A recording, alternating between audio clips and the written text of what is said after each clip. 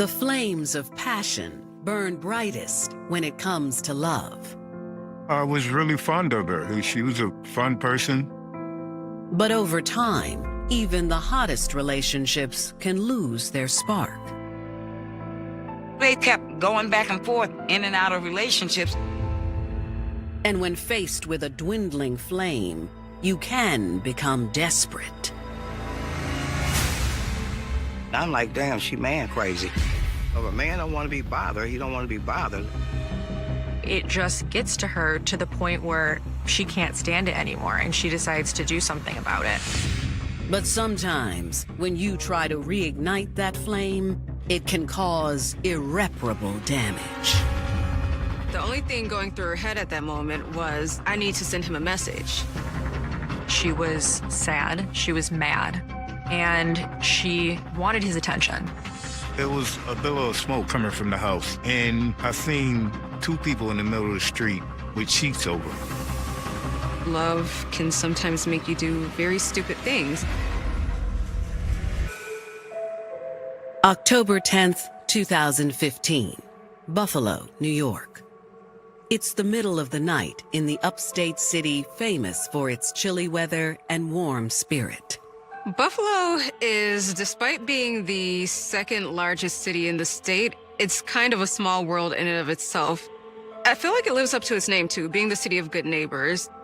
But just before dawn breaks on this Saturday morning, that motto is being put to the test.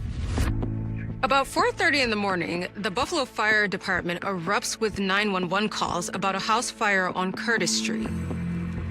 The house on Curtis Street was at a corner of the road, and it was a long house because about 13 people lived there. Firefighters arrive to find the house fully engulfed. There's blazes coming out of the windows in the upstairs. Residents are running out of their homes, they're running out of the house that's on fire, of course. Everyone's sort of standing around. And at this time of morning, they know there may be several people still sleeping inside. As soon as the firefighters get to scene, they immediately start questioning people while others go inside to try to rescue the residents. It was a boarding house, 14 rooms, and it had a bar downstairs and then rooms in the back. Doing a room-by-room search, firefighters help as many residents escape as possible until the flames force them out of the building. Unfortunately, after a while, the house just became engulfed in smoke to the point where the air quality was impossible to breathe in. It takes a period of time to get those flames under control. After the firefighters knock the fire down, they head back inside. In the thick smoke, they resume their search, where they realize not everyone made it out of the house.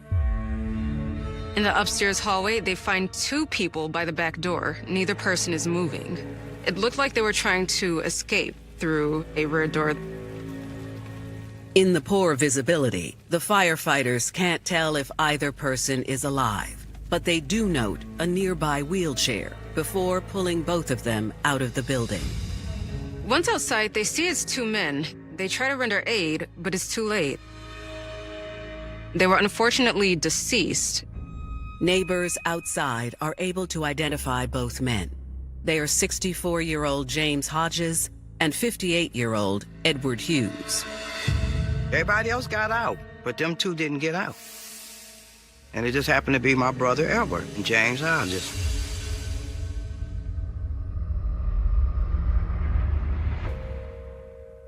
Edward Hughes was born and raised in upstate New York with a large and tight-knit family.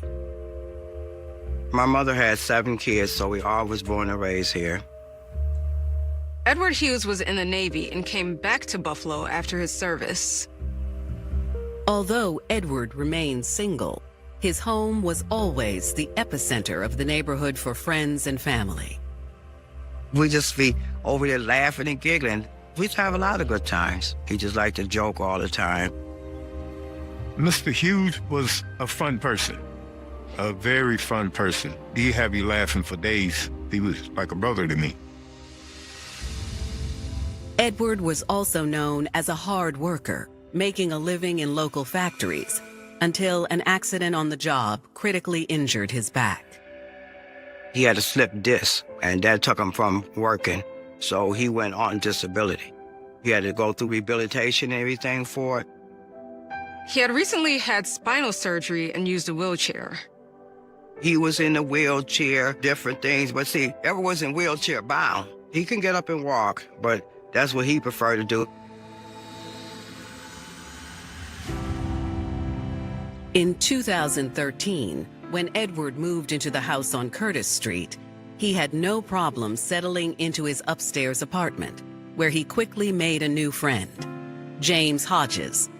Edward and James, they was like right next door to each other. And, you know, they're in the rooming house. Always in the hallway or downstairs outside talking and laughing, doing what they do. 64-year-old James Hodges was also a proud Buffalo resident. James Hodges was a well-known and respected member of his community. Mr. Hodges knew a lot of history about Buffalo. And, I mean, we learned a lot from him as well. I came to the building quite a bit to sit up there with them, and, you know, they'd be up in the hallway playing music. We always play our oldies. And the evening of October 9th started like any other, with James and Edward hanging out in their usual spots before retiring to bed with plans for Saturday chores. I spoke with Edward. I said, well, Edward, I'll be over there in the morning, pick up your clothes to go wash.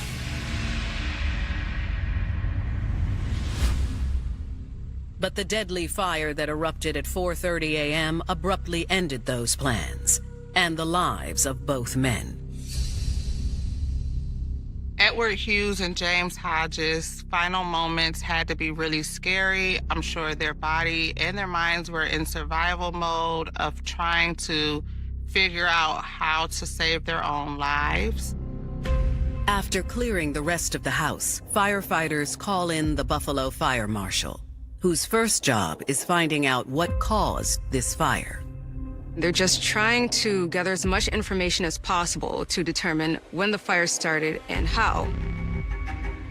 There's a crowd of people gathered at the scene, and the fire marshal wants to speak to everyone. On the morning of October 10th, 2015, loved ones of Edward Hughes and James Hodges have just learned that the two beloved men did not survive a mysterious boarding house fire. Somebody called me and told me, said, Imogene, is you sitting down? He said, Edward dead. I said, what you mean he dead? And he said, it was a fire. And I said, oh my gosh, because I was supposed to be going over there, but by the time we got over there, that building was burnt up, down to the ground. Now, the Buffalo Fire Marshal has been called to the scene to investigate the cause of the deadly blaze. The marshal's first job is talking to witnesses on the scene to see who noticed the flames first. Because the fire happened at 4:30 in the morning, residents all say they were asleep. They tell the fire marshals they woke up to the sound of the fire alarms blaring. The residents say their rooms flooded with smoke quickly. They said Edward was asleep, but they said they had banged on the door for him and James to get up. As investigators work diligently to get all of the witness statements, a neighbor approaches. The fire marshals are talking to the bystanders. They come across a woman who says that her name is Al-Sharifa Robinson. Al-Sharifa explains that she was home asleep that night when her daughter woke her up to tell her about the house down the street. She's awoken by her daughter that the house is on fire. There are flames coming out of the windows and the door. But what immediately gets the attention of investigators, the woman says she is well acquainted with the landlord. Her on-again, off-again boyfriend runs the rooming house, and he also lives there. She says his name is Derek Williams.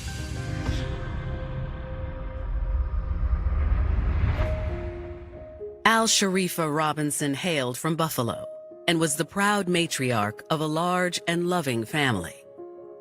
She has 2 daughters and 2 sons, just like I did, and 3 grandchildren. Al-Sharifa was also especially close with her mother. She was my best friend. I think people, when they hear me talk about her, they think, oh, you're biased. If this wasn't my daughter, I'd say the same thing. Al-Sharifa is described as having a solid work ethic. She's worked ever since she was 14. And when she graduated, she got employment with the bank here in Buffalo. But she did not have the same success when it came to romance. My daughter was beautiful, had a nice shape, a good job. Men took advantage of her. They saw the good in her, and it seems like she gravitated towards the ones that were misfits. But that luck seemed to change when Al-Sharifa met a kindred spirit from the neighborhood, a man named Derek Williams. Al-Sharifa and I met like in 2008. I was really fond of her. She was a fun person, and we got along real good. Derek was immediately attracted to Al-Sharifa's kind, magnetic spirit. She was a sweetheart. She was a fun person, always happy, laughing. She was proud of her job, her kids. She was just a fun person to be around. After 4 years of dating, it seemed Al-Sharifa had finally found a perfect match. It was good for some years, and like any other relationship, things just started downsizing. Sharifa, she accused me of seeing other women, and I was seeing other women. For a while, Al-Sharifa gave Derek a pass. They still kept going back and forth, in and out of relationships, while he was having relationships with other women. She hates to give up on anything. She was determined, I'm gonna change this person. And then one day, she gave me an ultimatum. She was like, you and your little side girls, if you don't commit, our relationship gonna be done. And that's what happened. The relationship ended between me and Al-Sharifa. While the couple had seemingly split for good, Derek didn't go far. He began managing a boarding house on the same street. He had a rooming house at the corner, maybe 3-4 doors from her. Derek Williams' nephew was the owner, but he was the manager of it, and he lived there.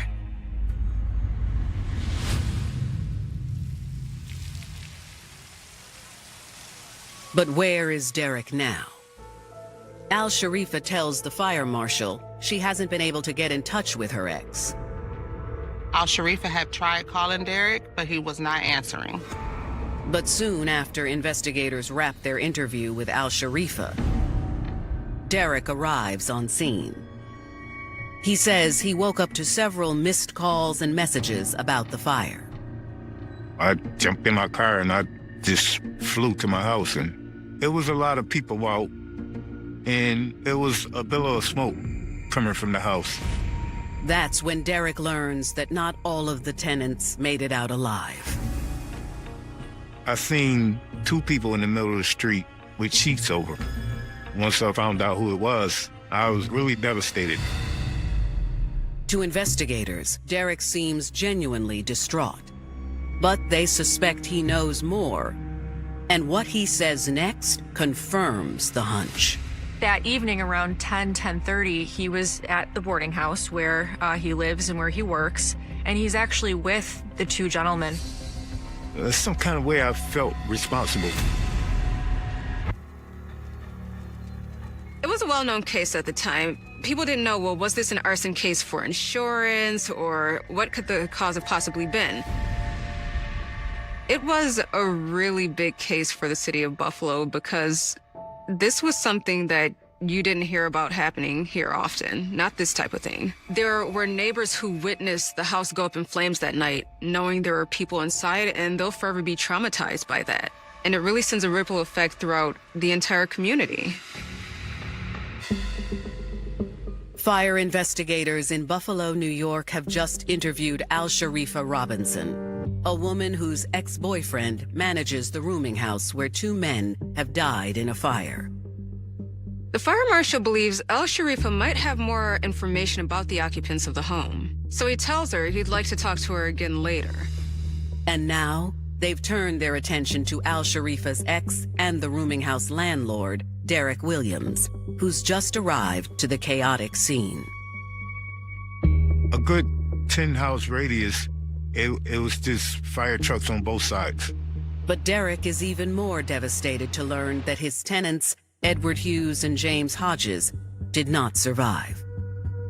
That's when the mental part of me kicked in. You know, just thinking about these guys just retired and they didn't get a chance to enjoy their retirement life. And some kind of way I felt responsible. Derek explains that he had not been home when the fire erupted. But the evening beforehand, he had stopped by to visit both gentlemen, specifically about the building's smoke detectors.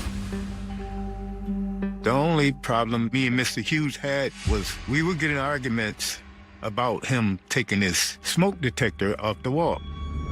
He'd take the batteries out and then he put it in his drawer. And we arguing. I'm like, you can't do that.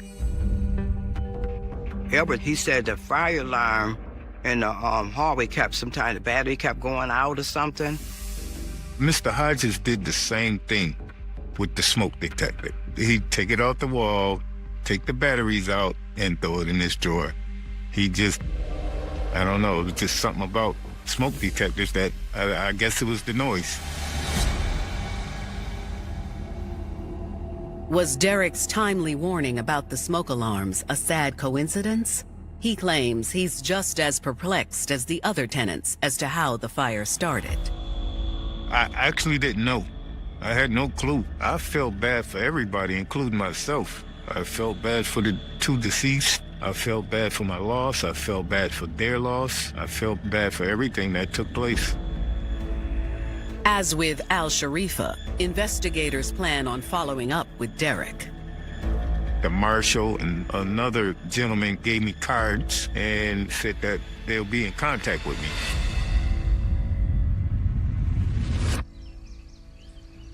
As day breaks, the fire marshal turns back to the building itself for any clues that could determine the fire's source.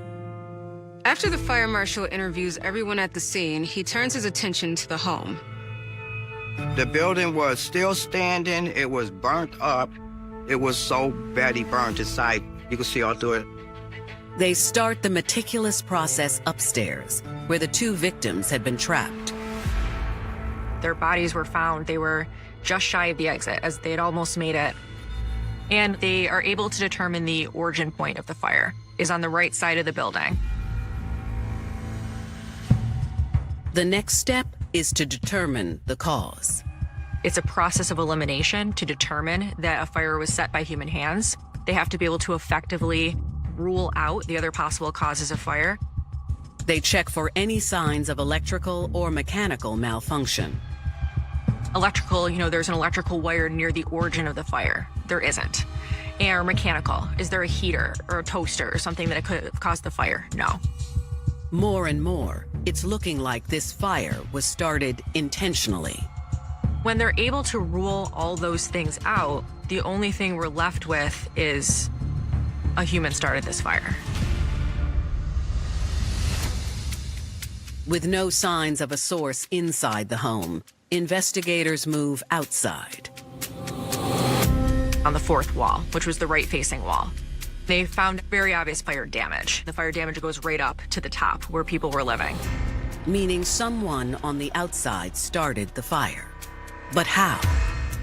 They then take a sample of debris from that area and have it tested. They find there's ignitable liquid vapors in that debris, which makes them all the more certain that someone started this fire. Which means this investigation has now taken an entirely new turn. Homicide is called in immediately. Investigators with the Buffalo Fire Department have just determined that a fatal blaze at a boarding house was intentionally set. The fire marshal determines that an arsonist started this fire. He alerts a homicide detective at the Buffalo Police Department. the DA office called and said it was a homicide. I said, a homicide? How the hell is it a homicide? What the hell went on? Unfortunately, despite their diligent efforts questioning witnesses at the scene, investigators are not able to answer that question. They take statements from Derek Williams, they take statements from other witnesses, but there's no person of interest who started this fire. Detectives hope to get more information from the autopsy. The autopsies for Edward Hughes and James Hodges come back and determine that both of the men died of carbon dioxide intoxication. Notably, there was black charcoal around their nostrils and in their mouth. Confirming the fire was not set in an attempt to cover up any other cause of death. The two men had clearly died trying to escape. When everybody else went down the stairs, those two individuals that died from smoke inhalation in that rooming house were upstairs on the second floor, trying to get out of a metal door. But why had the fire been set in the first place? Homicide investigators circle back to witnesses from the scene. The fire marshal works with the homicide detective, and together they start the long process of interviewing everyone who lives at the boarding house. The police began their investigation with Derek Williams. At the police station, Derek reiterates that he wasn't home at the time of the fire. I was invited to a dinner at a lady friends of mine. Derek goes on to explain that he'd recently re-entered the dating scene. He had been in a relationship with El Sharif for about 4 years. They had broken it off. And from his statement, he's just kind of enjoying being single for a little while. Derek says that after visiting with his tenants Edward Hughes and James Hodges that night, he headed out for his date. He leaves them to go see his new girlfriend or a girl that he is seeing, and he ends up staying over with that woman. He says he meant to return home, but he didn't. He fell asleep at that woman's house. That morning, Derek says he'd woken up to several missed calls, informing him of the unthinkable. My lady friend woke me up again, and she said, your house is on fire. So I ran over there. I started asking questions about the other guys that lived there. And then they told me there was 2 guys in the street that was deceased. Derek says he can't think of any reason someone would light the house on fire. Derek tells police he has no idea who's behind the arson.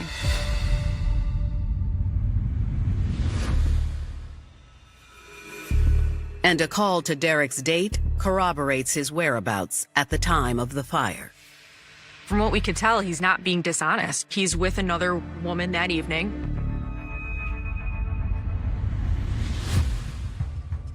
Satisfied with Derek's statement for now, investigators move on to other witnesses. It takes several weeks to interview everyone who lived in or near the home to rule out potential suspects. A task that proves difficult, since surviving tenants have been displaced from their home. They went around the neighborhood putting notes on people's doors. Please come talk to us. There was this fire. You live in the area. You may know something. It's a tactic that pays off when one witness comes forward with a key piece of information. They questioned the person that lived next door. He said he saw somebody carrying a bag. The neighbor says he didn't get a good look, but believes it was a woman and remembers seeing her well after midnight. He was like, I was in my car, and I seen her walking down the street with something in her hand. It's not much to go on, but every bit of information helps. Meanwhile, investigators also turn to the victims' families for any potential clues. They're trying to figure out if anyone had a beef with someone in the building that would lead them to the suspect.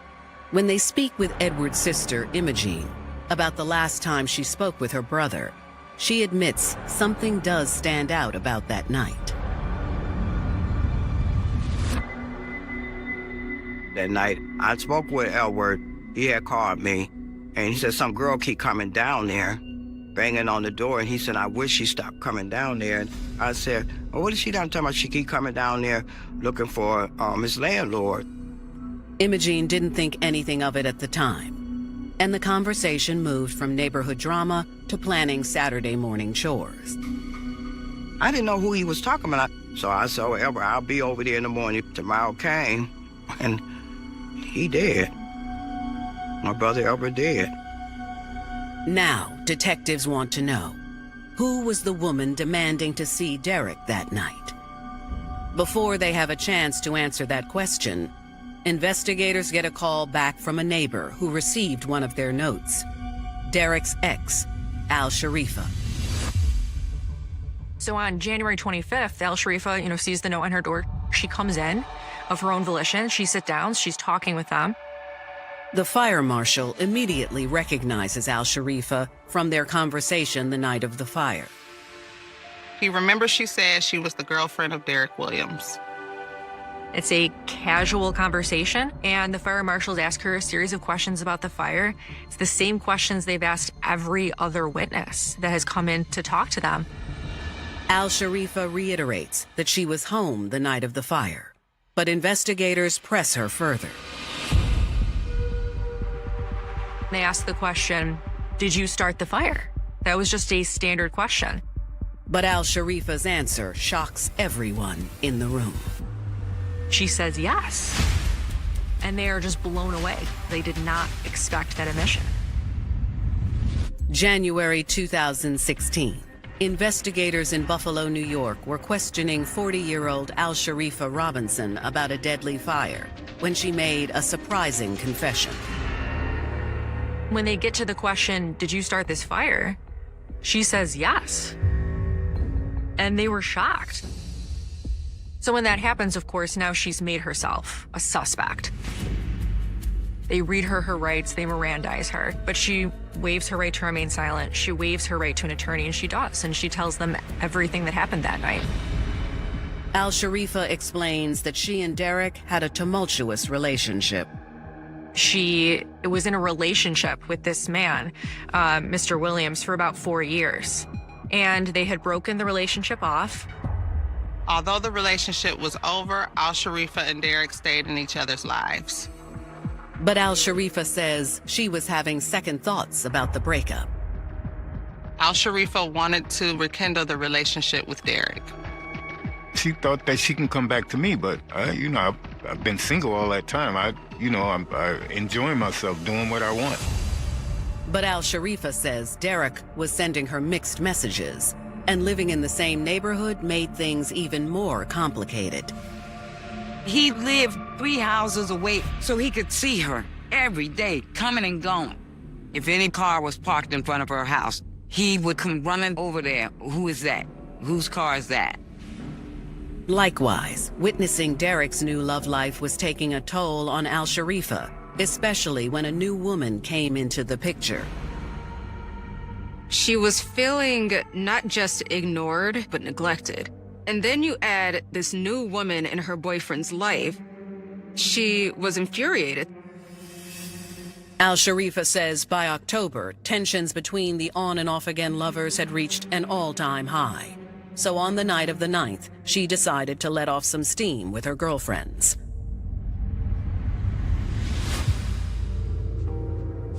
A couple of her friends had gotten together. They went out, they had a great time. She came back because evidently Derek had told her earlier that he was going to come over. While out with her friends, Al Sharifa says she'd tried getting a hold of Derek to confirm their plans. She got home at 1 a.m. and tried to reach him again, but still no answer. Al Sharifa says she walked over to Derek's boarding house, but despite her loud knocks, no one answered. Derek Williams is either not responding or not responding the way that Al Sharifa wants him to. So she's getting angrier and angrier as the night goes on. Al Sharifa explains that after years of mixed messages, she had finally reached a boiling point. That night, it just gets to her to the point where she can't stand it anymore. She decides that she's going to get his attention, and she decides the way that she's going to do that is to set fire to his house. Al Sharifa says she walked back to her house and methodically packed a bag of supplies. She puts cooking oil, bug spray, lighter fluid, and a lighter in that bag.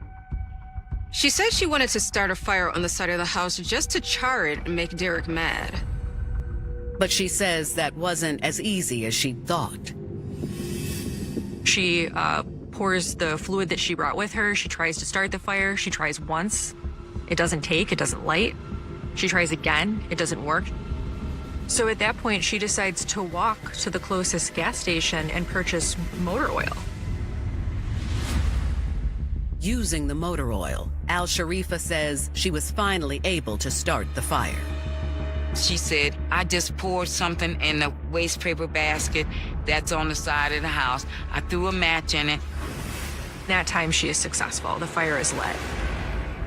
She sees that she's successful, it goes up. So she goes home and she goes to bed.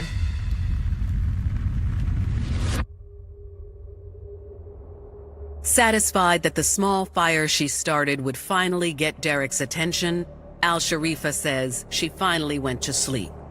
But at around 4:30 a.m., her daughter woke her in a panic. Her daughter wakes her up a few hours later, saying that there's a house on fire. Al-Sharifa said she quickly made her way back over to the boarding house. On her way, Al-Sharifa says she tried calling Derek again, but her calls continued to go to voicemail. Moments later, she arrives at the boarding house just in time to witness the horror. She goes to the scene and she's interviewed. That's one of the reasons the fire marshals put a note on her doors. She's there and around the scene that night. She talks to Derek that night. She talks to family members of the victims that night. But now, Al-Sharifa says she feels horrible. She never intended to hurt anyone, let alone kill two innocent men. Al-Sharifa just wanted to get Derek's attention, and it unfortunately had long-term consequences. Al-Sharifa was remorseful. She knew those two gentlemen. She knew the pain that it caused Derek Williams. She knew the pain that it caused the family. She had a moment of bad judgment, and she felt bad. Despite her remorse, detectives arrest Al-Sharifa immediately. She's charged with 2 counts of murder in the second degree. She's also charged with arson in the second degree. So arson in the second degree is when you intentionally set fire to a building, knowing, or reasonably you should know, that there is occupants inside of it. As the mother of 4 is placed behind bars, word spreads across Buffalo, and everyone who knows Al-Sharifa is shocked. They called me from the fire station where they had interrogated her and gotten a confession. My whole world turned upside down. Her children, they didn't know what to do. They still don't know what to do. I actually thought that they had the wrong person. I just couldn't see her doing it. But for the victim's family, the arrest unleashes an entirely new set of emotions when the senselessness of the crime sets in. So I was very angry because Derek wasn't even there. She know he wasn't there. She just man crazy. You know, if a man don't want to be bothered, he don't want to be bothered. Let it go. To burn some house with all these peoples in there, that was the worst mistake she ever made. At the end of November 2016, just over a year from the deadly fire, the trial gets underway in a packed courtroom. It had to have been over 20 peoples on her family side come. I went every day. My mother went every day. My sister, sitting in that courtroom. Could community support for Al-Sharifa sway the jury in her favor? In this case, we had 2 dead men, and so being remorseful can only excuse so much. If a person thinks that cheating is normal, but they also think of it as like a negative thing within their relationship, it can affect their self-esteem, their self-worth. So when that happens, that can cause somebody to have a intense emotional reaction. If you're not thinking clearly through your decisions, then it can result in consequences. And in this case, consequences that you cannot come back from or change. November 2016. In Buffalo, New York, 41-year-old Al-Sharifa Robinson is standing trial for setting a fire that killed 2 men. And the prosecution is quick to point out that they only need to prove Al-Sharifa intended to start the fire. I have to prove intent as far as the arson is concerned, and legally speaking, we have to show a logical nexus between the arson and the death. She knew what she was doing. That's why she was so quick to admit it to the fire marshal. Not only that, Al-Sharifa went to great lengths to make sure the fire was lit. What's interesting is a lot of times these bad decisions that you see people make, they happen in an instant. And that's not what happened here. She tries very, very hard again and again to achieve her objective, which is to set the house on fire. But what about Derek's side of the story? In an effort to provide more context to the toxic relationship, the prosecution calls him to the stand.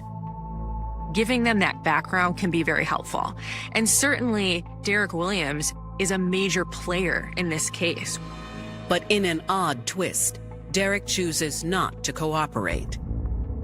The moment he takes the stand, my colleague asks our first question, and he says, "I claim the fifth," which typically is the right against self-incrimination. In this case, we had no reason to believe that he did anything incriminating, so our questioning of him was done. I just didn't want to be a part of it, and I'm saying to myself, anything happen to me, what is this court going to do to protect me? And that's when I decided not to get involved in it. He didn't want to be a participant in her prosecution. I think really what he was doing is he just did not want to testify against Al-Sharifa. I think he felt sad, he felt bad, when it was obvious that he was simply trying to not hurt her any further. Al-Sharifa also opts out of testifying. Instead, the defense leans on her prior statement that she'd acted in a crime of passion after being driven to the edge by a disloyal man. It seemed that she was in a relationship that was toxic, and it caused her to have a lot of emotions that were just so intense that it resulted in harmful behavior. On December 1st, 2016, the jury retires to decide Al-Sharifa's fate. I was confident that we had met every element of the crimes with proof beyond a reasonable doubt. And the judge instructs the jury, you cannot consider sympathy. You can't take that into account. But of course, we're all human. The trial lasted 4 days. They deliberated for less time than it took me to go and get something to eat and come back. They find Al-Sharifa guilty on 2 counts of second-degree murder and 1 count of arson. She was sad. She was not surprised, but she was sad. On December 23rd, she is sentenced to 15 years to life. The judge gave her a sentence on the low end. So she gave 15 to life for each of the murder charges and 5 years determinate for the arson.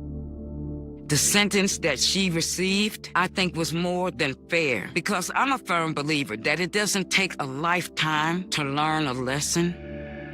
So I know she's sitting there thinking about what she did, but that's not going to bring my brother back. But he had peace. He had peace now. But I still play all the old music. When I plays it, I thinks about him a lot. While Al-Sharifa serves her time, her mom faithfully stands by her side, and both women have become outspoken advocates for incarcerated women. When she went into Bedford Hills, she said, "Mommy, there's a lot of women down here that don't have anybody to do anything for them, no visits or anything. You don't have to do so much for me, but you can try and help some of them." So I did whatever I could for her and about 8 or 9 other, I call them bonus daughters and bonus sisters. I didn't Google them to see what crime. That didn't matter to me. I want to look at who you are now, because we all change. Even behind bars, Al-Sharifa finds peace in sharing her story, in hopes it could help someone get out of a similar situation before it's too late. I think this situation with Al-Sharifa really shows you how Your decisions don't only impact you as an individual, but it could impact your family and your loved ones and the people around you.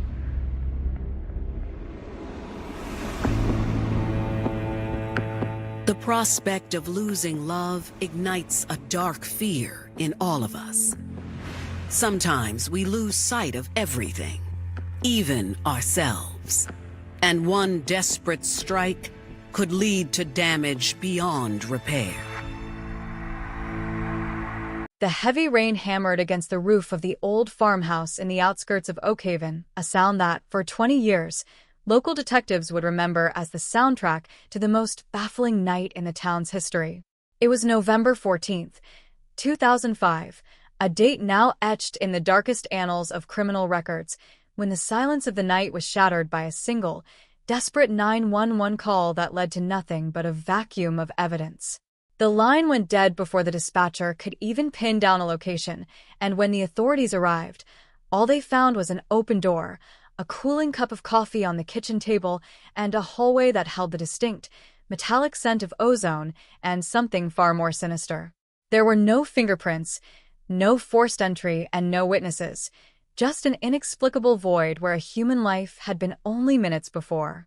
This was the birth of a cold case that would haunt the community like a ghost, a mystery that defied logic and twisted the nerves of every investigator assigned to the file. Year after year, the file grew thicker, accumulating dust and failed leads, while the public's memory of the victim began to blur into the background of a town trying to move on. Yet, in the shadows of the evidence locker, the case was never truly dead. It was merely waiting, a dormant predator in the archives of justice. The atmosphere in Oakhaven remained thick with an unspoken dread, a persistent, low-frequency hum of anxiety that surfaced whenever a stranger rolled through town or a new, unexplained disappearance hit the regional news. The victim, a quiet librarian named Sarah, had left behind a life of order and simplicity that had been violently disrupted, leaving behind only questions that seemed to multiply with every passing season. Detectives chased shadows in the dark, interviewing the same neighbors, reviewing the same grainy surveillance footage from a gas station 3 miles away, and walking the same perimeter of the woods that had swallowed the truth whole. The frustration was a physical weight, a crushing pressure that forced seasoned officers into early retirement and fueled the desperate obsession of those who stayed behind. They called it the Ghost of Oakhaven, a cold case that became the yardstick by which all other investigations were measured, a dark monument to the limitations of forensic science in the early 2000s. The community felt the ripple effect of this trauma daily, a collective holding of breath that lasted for over a decade, as the case moved from the front pages of the local press to the yellowing boxes of the basement storage. But as technology accelerated, as the cold case unit began to deploy experimental forensic profiling and mass-scale genetic genealogy, the walls of silence began to crack. It wasn't a sudden explosion of truth, but a slow, agonizing erosion of the suspect's carefully constructed invisibility. The digital footprint, once non-existent, began to emerge from the wreckage of forgotten server logs and cold call databases. Police started finding threads, insignificant at first, a stray contact in an old address book, a vehicle registration that didn't quite align with the timeline, that slowly began to weave a tapestry of guilt.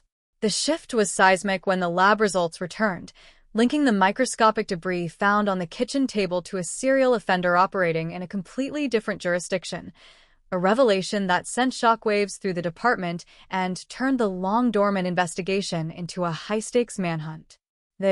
Once again, cold case was white-hot, the energy in the precinct shifting from the lethargy of defeat to the frantic, blood-pumping adrenaline of the hunt. Every officer knew the stakes. This wasn't just about solving a murder. It was about reclaiming the peace of a town that had been under a decades-long siege of uncertainty. The manhunt moved with a surgical, terrifying precision, cutting through the red tape of multi-state cooperation, fueled by the singular, burning need for closure that had kept this file at the top of the stack for 10 agonizing years. The air in the briefing room was thick, not just with the scent of stale coffee and the hum of fluorescent lights, but with the palpable, jagged tension of a decade-old debt finally coming due. Detectives stared at the evidence board, a chaotic mosaic of grainy crime scene photos and annotated timelines that had been their primary reality for over 10 years, now suddenly transformed by a single, clinical laboratory report. The DNA profile, once an orphan in the system, had found its twin. It wasn't just a match. It was a revelation that bridged the chasm between Oak Haven's forgotten tragedy and a string of unsolved nightmares spanning 3 states. The suspect was no longer a phantom. He had a name, a history, and a pattern of movement that turned the map of the region into a roadmap of terror. "Look at the trajectory," lead Detective Miller barked, his finger trembling slightly as he traced a line across the state map. He wasn't just passing through. He was hunting. The realization hit the room like a physical blow. The 2005 case wasn't an isolated anomaly. It was a calibrated exercise in cruelty. For years, the department had chased the illusion of a local perpetrator, someone with a grudge or a secret, but the reality was far more clinical and infinitely more terrifying. They were dealing with a serial offender, an individual who treated human lives like disposable variables in a dark equation of his own making. Every piece of evidence that had been discarded, every lead that had gone cold, was suddenly recontextualized. The broken window latch that was initially dismissed as a faulty mechanical failure, now it was a diagnostic signature of a man who specialized in bypassing security with the ease of a master locksmith. The lack of struggle in the kitchen? Not a sign of a voluntary departure, but a terrifying hallmark of someone who commanded absolute terror, who silenced his victims before they could even draw a breath. The investigation, once a stagnant pool, became a rushing torrent. Every available resource was diverted into the deep dive analysis of the suspect's life. They pulled his financial records, his employment history, and every digital footprint he had left in the wake of his movements. It was a digital archaeology project of the most grisly sort. They found that he had been working as a long-haul truck driver during the period of the Oak Haven disappearance, a job that provided the perfect camouflage for a predator operating across state lines. His logs were pristine, a masterclass in obfuscation, yet beneath the surface, the dates aligned with the spikes in regional violence. It was all there. The fuel stops near crime scenes, the phone pings in rural zones hours away from his assigned routes, the strange, erratic gaps in his travel. "We were looking for a man with a motive," the younger officer whispered, his voice barely audible over the hum of the cooling fans. "We should have been looking for a man with a schedule." The truth of the matter was cold, hard, and unforgiving. The suspect wasn't driven by passion. He was driven by a cold, systematic compulsion. He was an apex predator who had leveraged the anonymity of the highway system to build a legacy of silence. As the team delved deeper, they unearthed a disturbing reality. The suspect had been hiding in plain sight for the better part of 2 decades, a chameleon who had integrated into the fabric of everyday life while maintaining his own secret, nocturnal ecosystem. He had attended community events, had been a regular at small-town diners, and had even, in one instance, assisted an elderly neighbor with a flat tire, all while the police were scouring the woods for a killer they thought was a monster living under their floorboards. The irony was as suffocating as it was cruel. The community had been looking for a neighbor who had gone rogue, an internal rot, never suspecting that the rot was a traveler who had simply marked their town on a checklist. The sheer scale of the deception began to unravel as the team cross-referenced the Oak Haven evidence with the new, emerging data. They found hair samples in the suspect's recovered vehicle that matched the forensic profile of the victim, a piece of evidence so definitive it effectively turned the tide of the entire decade-old investigation. The room went silent as the lab technician read the results aloud. There was no cheering, no high-fiving, just a heavy, mournful understanding of the horror they were uncovering. Every minute spent in the past was now being paid for with the currency of hard evidence. The press would call it a breakthrough, a triumph of modern science over the darkness of the past, but for those in the room, it felt like pulling teeth from a giant. They were reconstructing a decade of violence, one piece at a time. The victim's family, who had lived through 10 years of agonizing silence, were now on the precipice of a truth that promised both closure and a new, different kind of pain. The investigators prepared to notify them, Knowing that the cold case label was about to be peeled away to reveal the raw, exposed nerves of a tragedy that had never truly stopped bleeding. The suspect, currently residing in a state facility on an unrelated charge of larceny, had no idea that the walls were closing in. He had assumed his anonymity was bulletproof, that the distance between his crimes had created a barrier that no amount of detective work could ever breach. He was wrong. The digital age had finally caught up to his analog sins. Every phone record, every credit card transaction, and every bit of DNA evidence had been waiting, patiently, for the tools to connect them. The cold case wasn't just solved, it was being disassembled, its dark components laid bare under the bright, sterile lights of the forensic lab. Outside, the town of Oakhaven continued to exist in its bubble of perceived safety, oblivious to the fact that their darkest nightmare was being systematically dismantled in a room down the street. The rain continued to fall, as it had for 10 years, but for the first time, it didn't feel like a shroud.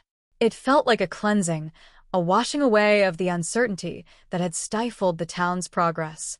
The detectives pushed forward, fueled by a relentless, grinding momentum that took no prisoners and left no stone unturned. They were the architects of a new reality, one where the truth, however ugly, was finally allowed to breathe. The hunt had transformed from a frantic scramble into a surgical extraction, a methodical stripping away of the lies that had protected a monster for far too long.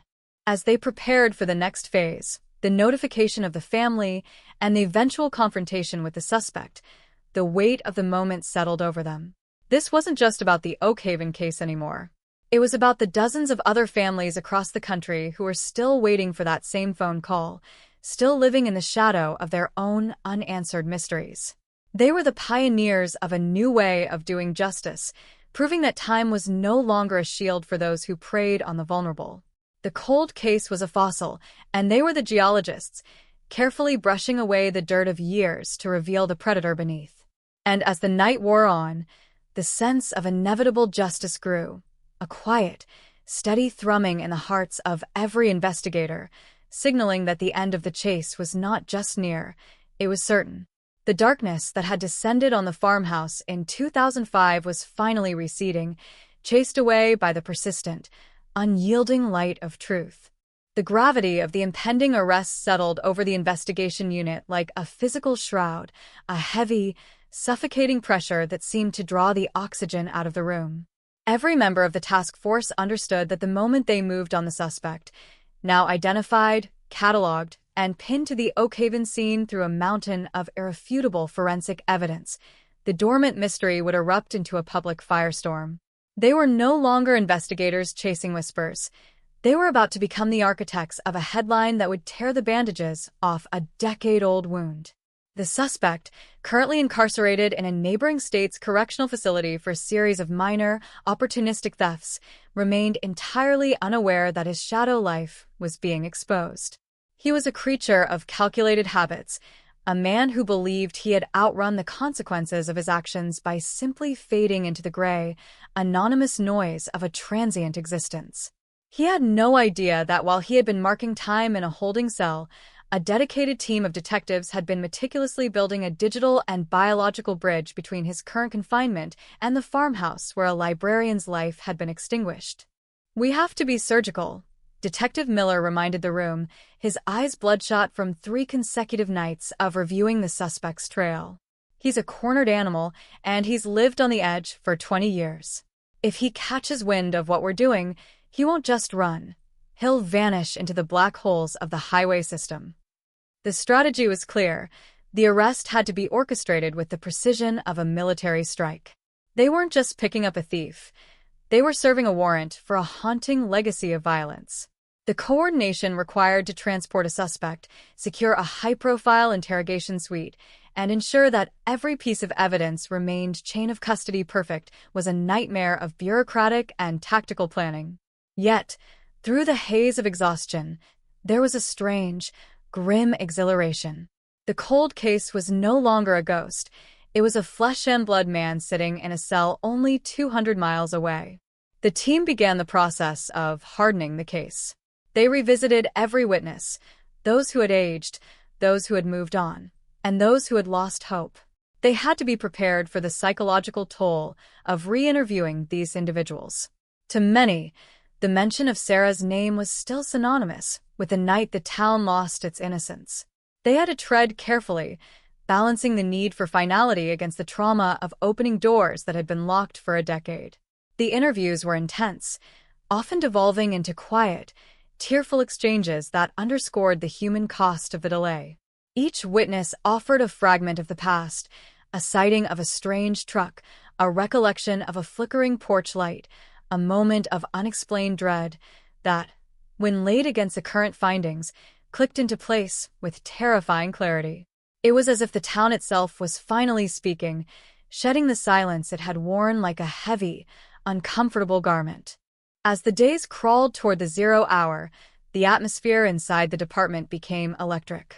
The silence was gone, replaced by the frenetic activity of a machine that had finally found its gear. They were drafting the affidavit, a document that would detail the chilling progression of a serial predator who had used the freedom of the roads to cultivate a harvest of victims. The document was a masterclass in forensic reconstruction, detailing the intersection of DNA evidence, GPS data from the suspect's past employment, and the terrifyingly specific MO that had bridged the gap between states. They were building a narrative of control, showing how he had watched, how he had waited, and how he had struck with a clinical coldness that defied human empathy. The emotional stakes were hammered home when the lead detective visited the victim's parents. The house was exactly as it had been 10 years ago, the same photos on the mantel, the same scent of lavender and old paper, as if time had refused to pass for them. When he delivered the news, the reaction wasn't the relief he had anticipated. It was a profound, seismic shift that left the room reeling. There was no joy in the revelation, only a cold, hard ache. The mystery had been a part of their lives, a constant, nagging presence, and now that it was being solved, they were forced to face the finality of their daughter's absence. The detective sat with them for hours, not as a representative of the law, but as a witness to their grief. It served as a stark reminder that the cold case label was, in truth, a cruel euphemism for a suffering that never actually grew cold. Meanwhile, back at the precinct, the digital forensic team was pulling the final threads of the suspect's timeline. They had managed to recover data from an old, discarded hard drive they found in a storage unit associated with the suspect's alias. It contained a cache of images, not of his crimes, but of his observations, thousands of pictures of houses, of roads, of back alleys, a visual record of a man who looked at the world only to find the vulnerabilities within it. It was a terrifying glimpse into a fractured, predatory mind. The investigators pored over these files, their faces illuminated by the eerie glow of the monitor, each frame adding a layer of depth to the portrait of the monster they were about to confront. It wasn't just a case of murder, it was a window into a career of parasitic existence. The logistical planning for the extraction reached its final phase. They were working with the state police to coordinate a silent transport. There would be no sirens, no flashing lights, no public spectacle. This was a process of reclamation, a quiet taking back of a life that had been stolen.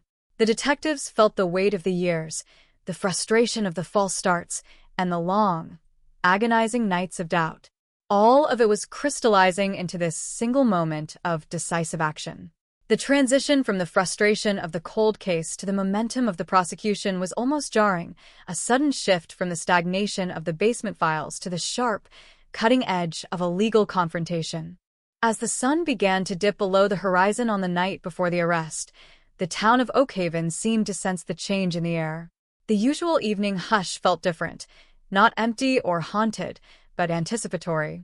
The police station was bathed in the harsh, sterile light of late-night operations, a stark contrast to the quiet, rolling hills that had once held the secret of Sarah's fate. They were ready.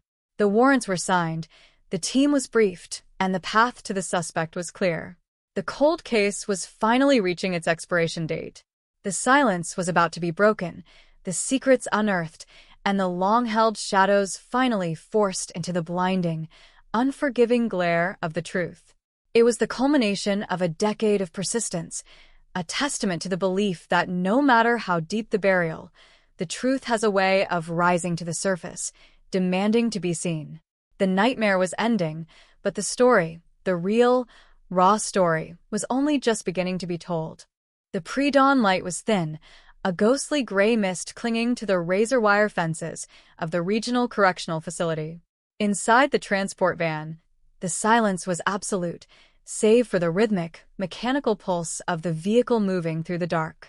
Detective Miller sat in the passenger seat, his eyes fixed on the horizon, his mind replaying the files, the dates, the forensic reports, and the faces of the people who had been left behind in the wake of the 2005 Oakhaven disappearance.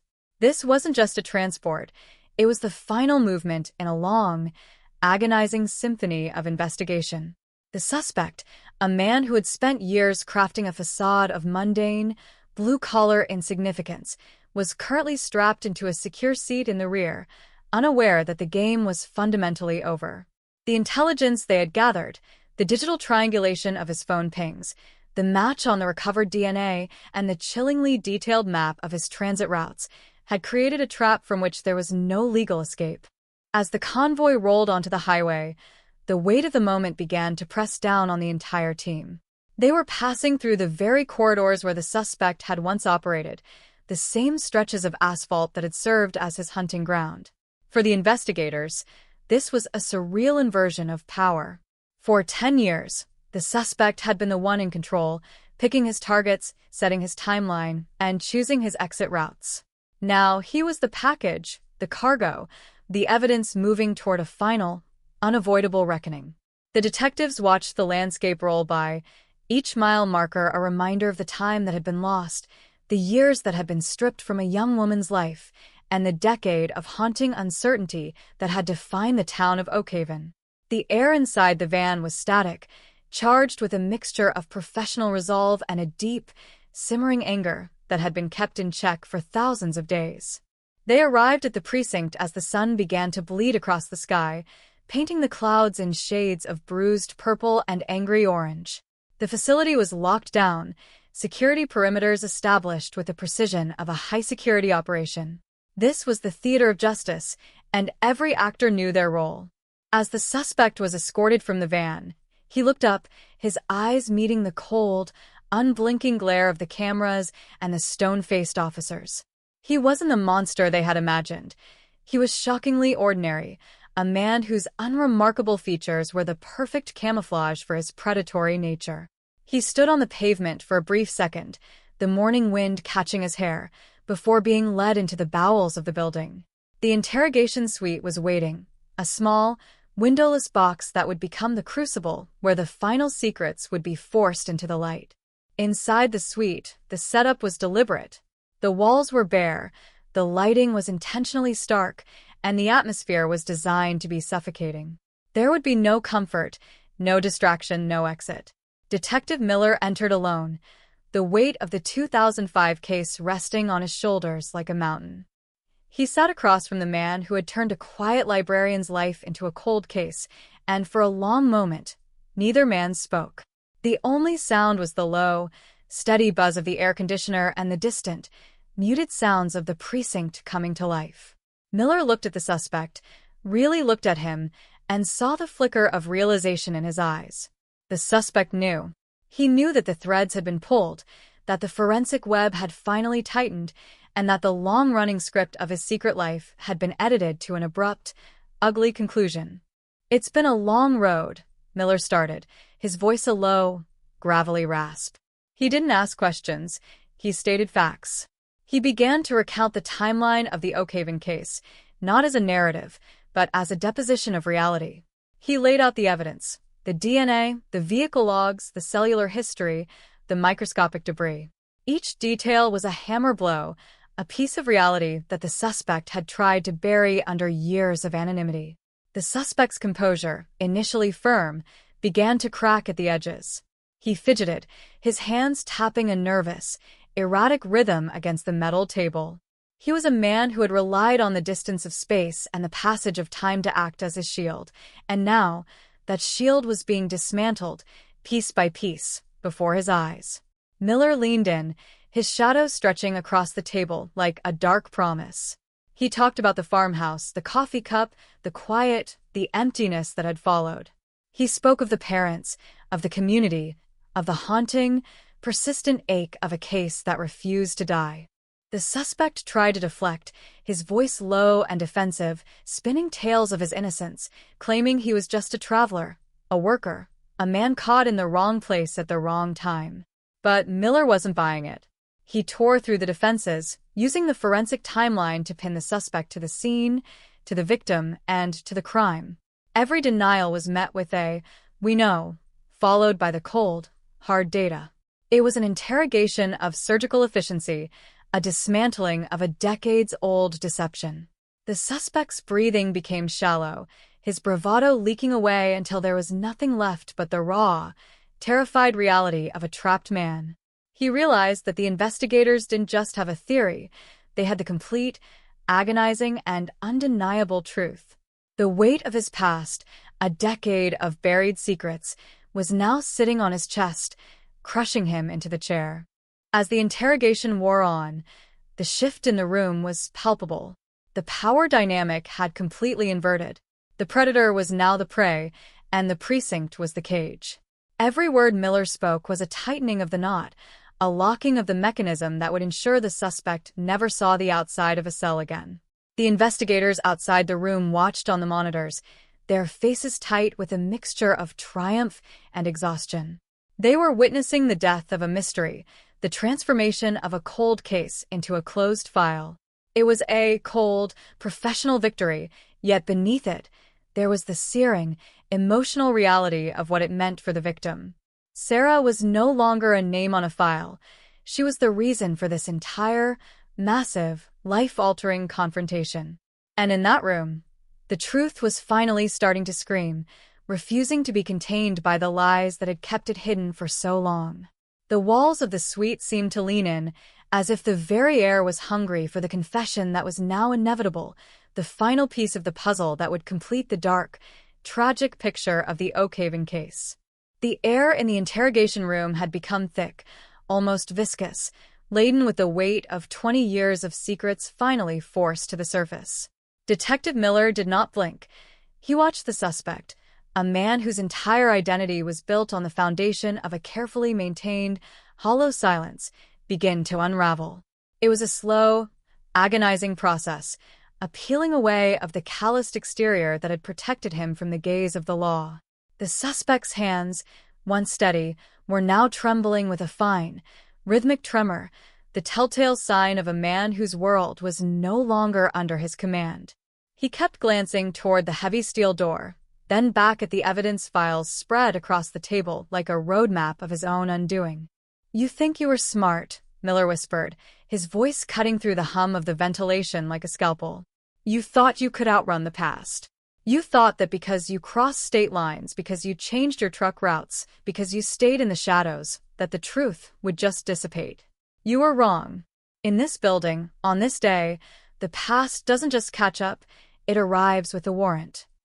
The suspect let out a sharp, jagged breath, his eyes darting across the room as if searching for an exit that didn't exist.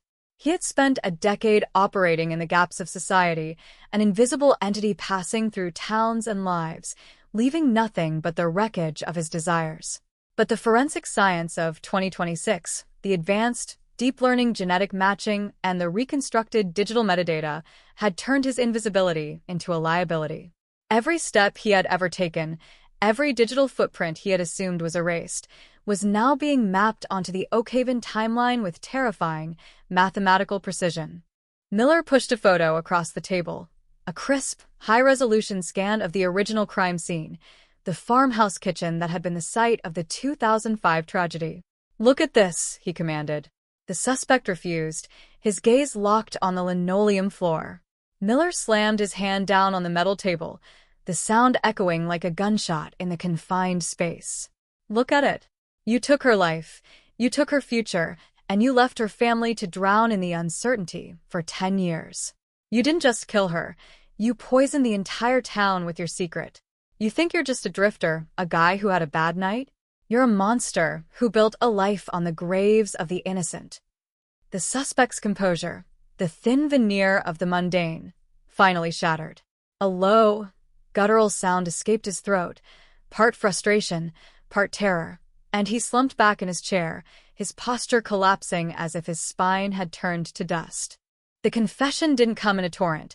It came in bursts, short, defensive sentences that he tried to frame as explanations rather than admissions. He talked about the loneliness of the road, the crushing boredom that he claimed fueled his impulses, and the way he had convinced himself that no one would notice if one person, one librarian in a quiet, overlooked town, went missing. It was a chilling testament to the banality of evil. He spoke of the Oakhaven house as if it were a memory from a dream, describing the layout of the kitchen with a level of detail that could only come from someone who had stood there, in the dark, watching the clock tick down. For the detectives listening through the glass, it was a moment of profound, sickening validation. The cold case was not just being solved, it was being dissected, its dark organs laid out under the harsh, unflinching light of the law. The suspect went on, his voice gaining a frantic, jagged rhythm as the dam of his conscience finally gave way to the overwhelming pressure of the evidence. He spoke of other nights, other locations, other towns, a terrifying, sprawling itinerary of violence that extended far beyond the borders of the Oakhaven investigation. The detectives exchanged grim looks. They had come here looking for the answer to one mystery, but they had uncovered a legacy of horror.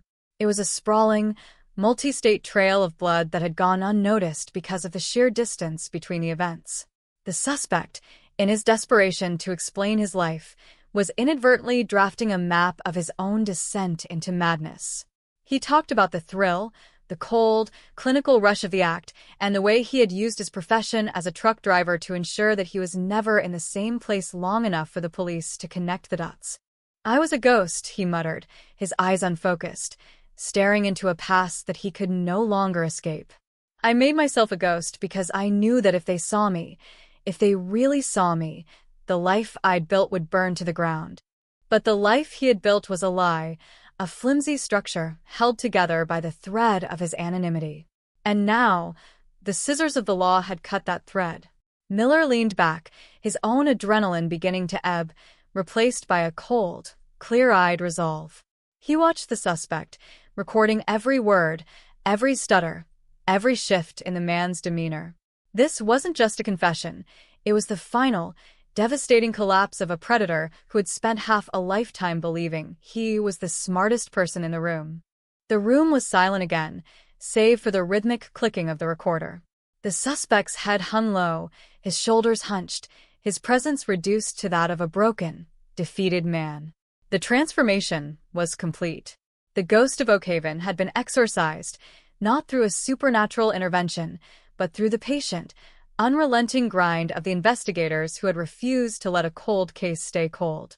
The news of the arrest would soon hit the headlines, a shockwave that would ripple across the state, bringing a mix of relief, horror, and a final, long-awaited sense of closure to a town that had been waiting for this moment since the dawn of the millennium. The investigation had moved from the shadows of the unknown into the harsh, bright clarity of the courtroom, and for the first time in a decade, the nightmare was truly, irrevocably over. But even as the suspect began to weep, his tears were not for his victims. They were for the loss of his own freedom, the final, pathetic realization that the world he had manipulated for so long had finally reached out to drag him back into the light. The cold case was solved, but the weight of it would linger long after the prison doors slammed shut, a permanent mark on the history of Oakhaven and a stark reminder that even the deepest, darkest secrets have an expiration date. The confession, once a trickle of defensive justification, had transformed into a deluge of horrifying, clinical detail. Detective Miller sat immovable, his pen scratching against the notepad, capturing every inflection of the suspect's descent into the truth. The suspect, now stripped of his bravado and the thin, artificial skin of his everyday persona, began to detail the mechanics of the 2005 Oakhaven disappearance with a terrifying lack of remorse. It wasn't just about what he had done. It was about the cold, deliberate planning that had preceded it, the way he had scouted the farmhouse, the way he had studied the librarian's patterns, the way he had waited for the precise moment when the rain would mask his movements. He spoke as if he were recounting a business transaction, his voice devoid of emotion, a flat, monotone drone that served to heighten the visceral horror of his words. "I didn't choose the house at random," the suspect said, his eyes unfocused, staring at the scarred surface of the table. "I chose it because it was isolated. Because the nearest neighbor was a quarter-mile away, and the woods provided a perfect veil. I spent 3 nights in the brush before I even approached the door. I wanted to know the rhythm of the house, when the lights went out, when the kitchen clock chimed, when she would be most vulnerable." His admission was a direct refutation of everything the investigators had previously assumed. They had thought this was a crime of opportunity, a random act of violence in a sleepy town, but the reality was far more disturbing. It was a calculated, predatory operation, executed with the patience of a hunter who didn't care how long it took to bag the prize. Miller leaned forward, his voice a low, gravelly contrast to the suspect's hollow monotone. "And the coffee cup? The open door? That was your signature, wasn't it? You wanted us to know you had been there, even if you weren't ready to be caught." The suspect gave a faint, chilling smile, a movement of the lips that didn't reach his eyes. "I wanted to be a mystery. I wanted to see if the police in a town that small could actually find a ghost. I left the door open just to watch the lights go on and off from the ridge. It was a game. A way to see if I could exist in plain sight and never be seen." The audacity of his words hit the room like a physical shock. He hadn't just committed a murder. He had turned the investigation itself into a spectator sport. For 10 years, he had been reading the local newspapers, following the reports of his own crime, and feeding on the frustration of the people tasked with finding him. The investigators behind the glass were silent, their hands white-knuckled as they gripped the edges of the console. They were hearing the truth behind a decade of failure. Every time they had come close to a breakthrough, every time they had felt the ground shift under their feet, the suspect had been watching, laughing, and retreating into the labyrinth of his own anonymity. The realization that they had been outmaneuvered by a man who treated their professional struggle as a distraction from his boredom was enough to make their blood boil. But Miller didn't flinch. He stayed locked on, drawing more details out of the suspect, turning the confession into a comprehensive record that would hold up under the most intense legal scrutiny. "The other locations," Miller pressed, ignoring the sickening adrenaline spiking in his own veins. "You mentioned the interstate. You mentioned the routes you took in 2007, 2011, 2015. How many others, Mark?" The suspect went silent for a moment, his gaze shifting to the corner of the ceiling. The air in the room seemed to crystallize, the weight of the unanswered questions becoming a tangible force. He wasn't just talking about Oakhaven anymore. He was confessing to a legacy of violence that stretched across half the country. The detectives in the observation room scrambled to pull the files of unsolved disappearances in every state the suspect had driven through. The connections were beginning to flicker into existence, a horrifying constellation of crime that had been hidden by the lack of communication between local jurisdictions and the suspect's ability to remain untethered to any one place. It was a systematic dissection of a serial offender's life. The suspect described the tools he used, the way he cleaned his tracks, the way he managed to bypass forensic scrutiny by never lingering at a scene for more than a few hours. It was a masterclass in criminal evasion, a testament to the way that modern, mobile predators were able to hide in the cracks of an archaic, localized legal system. The detectives were no longer just solving a cold case. They were dismantling an entire career of predatory behavior. Every sentence the suspect uttered was another nail in the coffin of his freedom. He was detailing the why and the how, providing the prosecution with a roadmap to a conviction that would be inescapable. As the hours stretched into a grueling, late-night session, the exhaustion of the ordeal began to show. The suspect's voice grew hoarse, his movements sluggish, but the flow of information did not stop. He was trapped in the gravity of his own confession, unable to look away from the path he had walked. Miller, too, was reaching his limit, his eyes stinging from the bright, unforgiving light of the room, his mind reeling from the sheer scale of the horror he was cataloging. But he pushed on, driven by the knowledge that this was the moment that mattered. They were not just closing a file, they were providing answers to families who had been waiting for a decade, giving voice to victims who had been silenced by the highway. The atmosphere in the room shifted as the confession moved from the Oakhaven case to the broader implications of his actions. It was no longer just about Sarah, it was about the collective trauma he had inflicted on the world.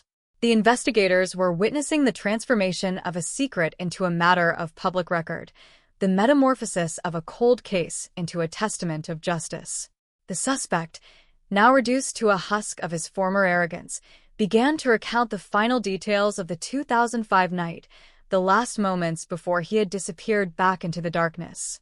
It was a sequence of events so mundane and yet so profoundly evil that it left the room in a state of stunned, heavy silence. The case was no longer cold. It was burning, vivid and undeniable, an open wound that was finally being treated with a cold, sterile antiseptic of the law.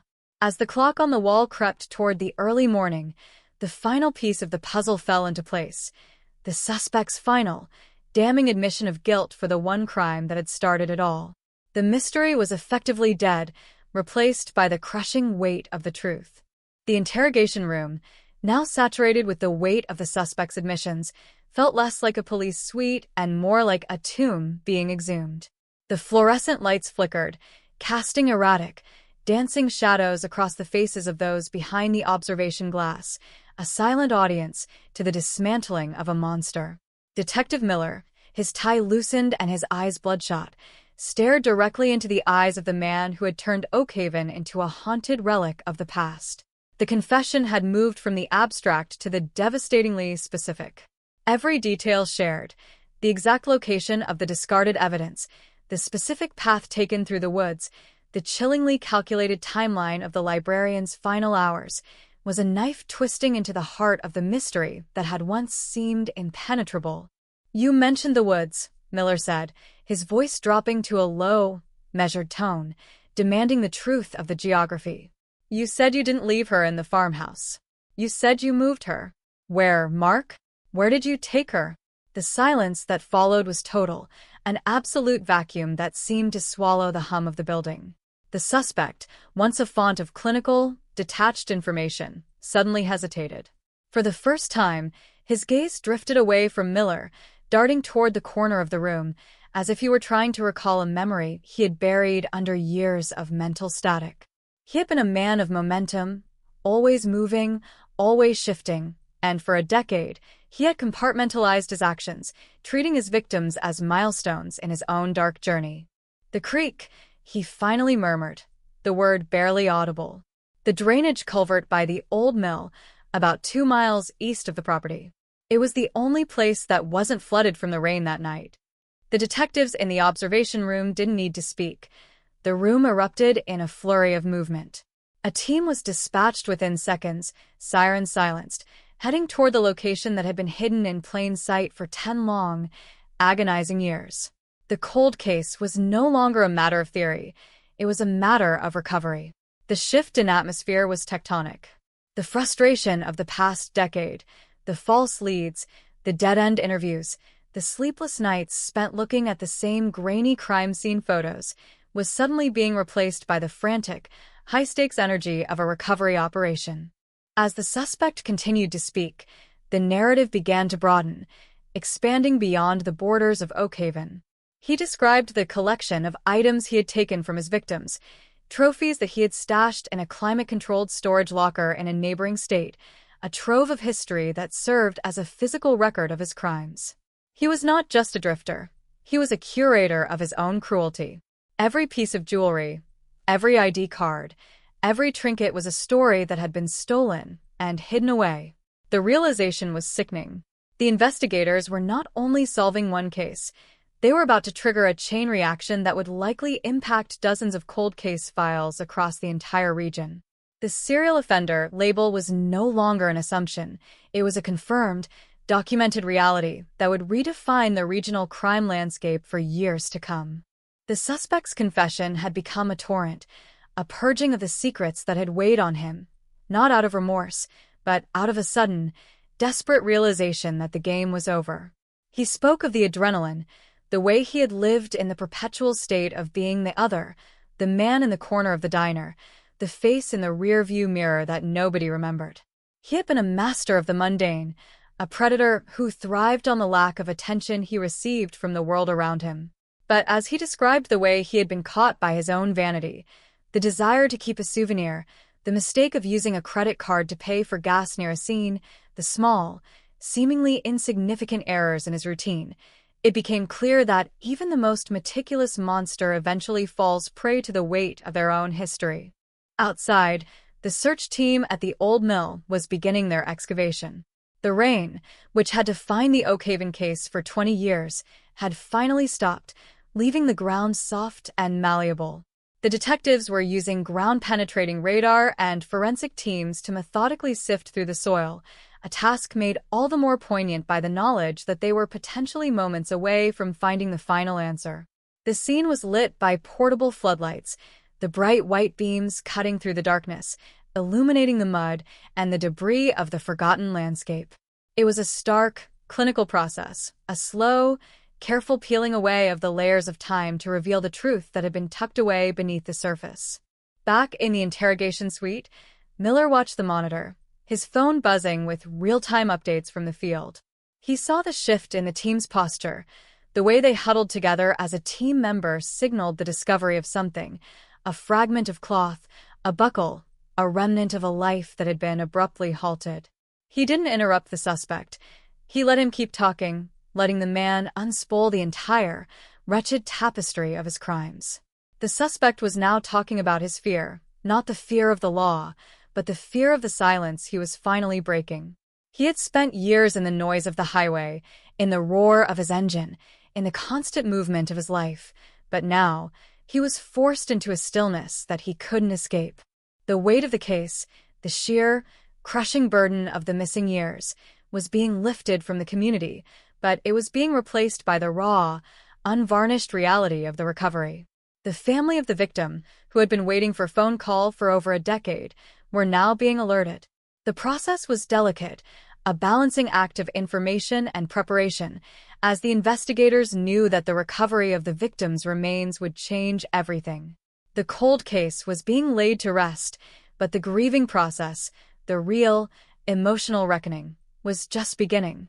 And as the suspect sat there, a broken, defeated man, he finally stopped talking. He had nothing left to offer, no more secrets to hide, no more lies to spin.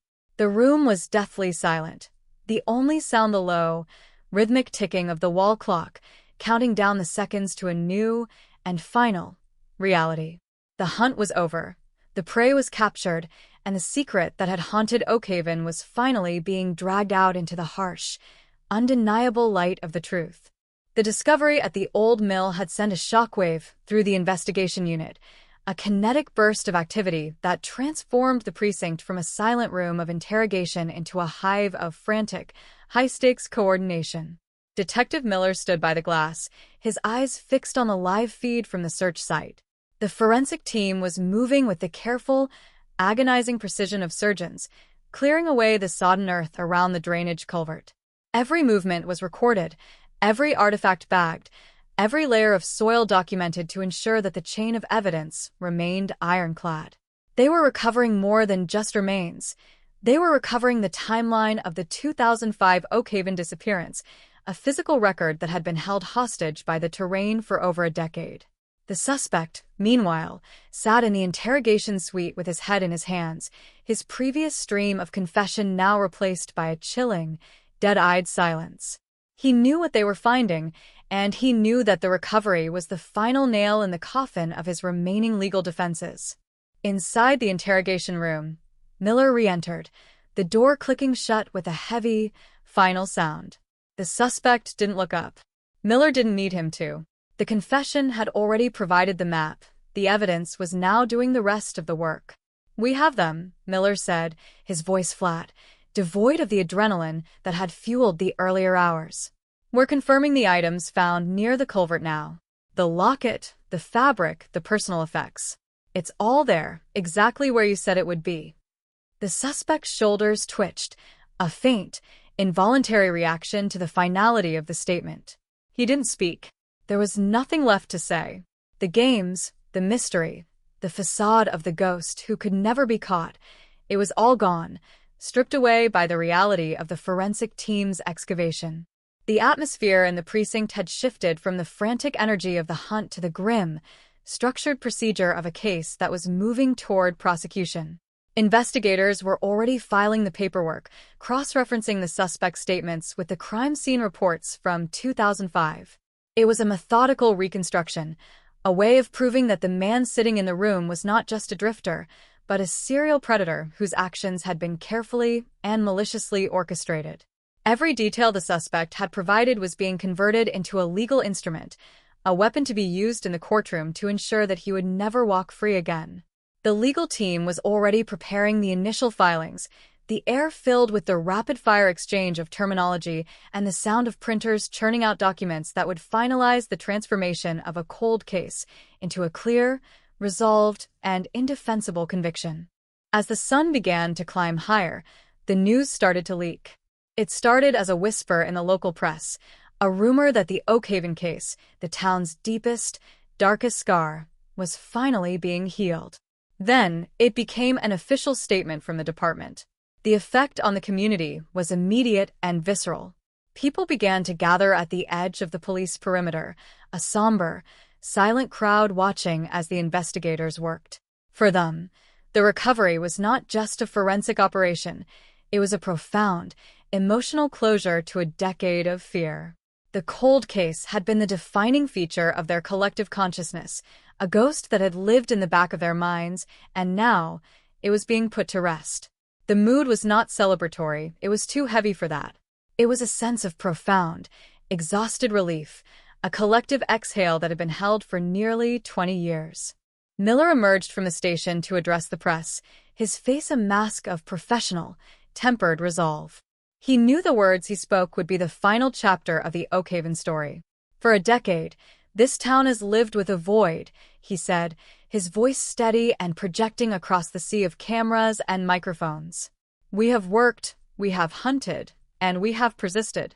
Today, the mystery of 2005 is no longer a mystery. We have found the truth, we have recovered the victim, and we have in custody the man responsible. The cold case is closed. The ripple effect of the announcement was instant. Reporters scrambled to their vans, the news spreading across the wires in a matter of minutes. The story of the Oakhaven ghost was being replaced by the story of the Oakhaven resolution, a narrative of justice, however belated, and the triumph of forensic persistence over the shadows of the past. Back in the interrogation suite, the suspect was being processed for transfer. He was a man hollowed out by the truth, his face an expressionless mask that hid the chaos of his inner collapse. He had spent his entire adult life running, only to be stopped by the very past he had tried so hard to outrun. As he was led toward the transport, he didn't look at the officers, he didn't look at the files, and he didn't look at the room that had become the site of his final undoing. He was just a man in a jumpsuit, a shell of the predatory identity he had crafted for himself. The detectives watched him go, not with joy, but with the quiet satisfaction of a job that had been performed to the absolute limit of their professional capability. They had lived with the case, slept with the case, and obsessed over the case, and now it was gone. The file was closed, the evidence was catalogued, and the nightmare was over. But as the transport bin pulled away, the silence that settled over the precinct felt different. It was no longer the silence of uncertainty, but the quiet of a long-awaited, hard-won peace. The case that had been called cold for so long had been brought back to life, examined, and finally, permanently, laid to rest. The transition from the high-stakes intensity of the arrest and confession to the administrative and emotional aftermath felt like a sudden drop in atmospheric pressure.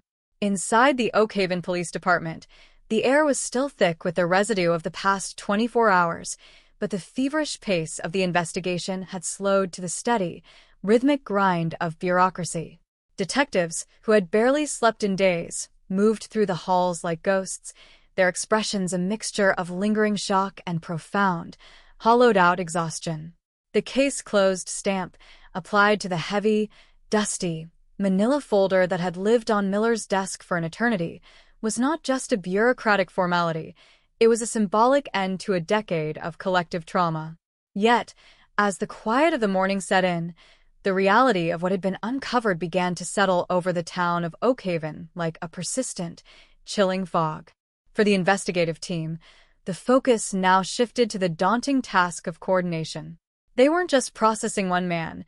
They were preparing a case that would involve multi-jurisdictional collaboration on a scale rarely seen in regional law enforcement. The suspect's confession had opened a door to a labyrinth of unsolved disappearances, and as the forensic evidence from the drainage culvert began to return from the lab, the reality of his predatory reach became undeniably clear. The investigators were no longer just focused on the 2005 Oakhaven case. They were now the architects of a massive, interstate prosecution. Phone calls were made to departments as far as 5 states away, the tone of the conversations oscillating between professional urgency and a dark, shared recognition of the gravity of the crimes they were now tasked with illuminating. Meanwhile, the town of Oakhaven was struggling to process the news.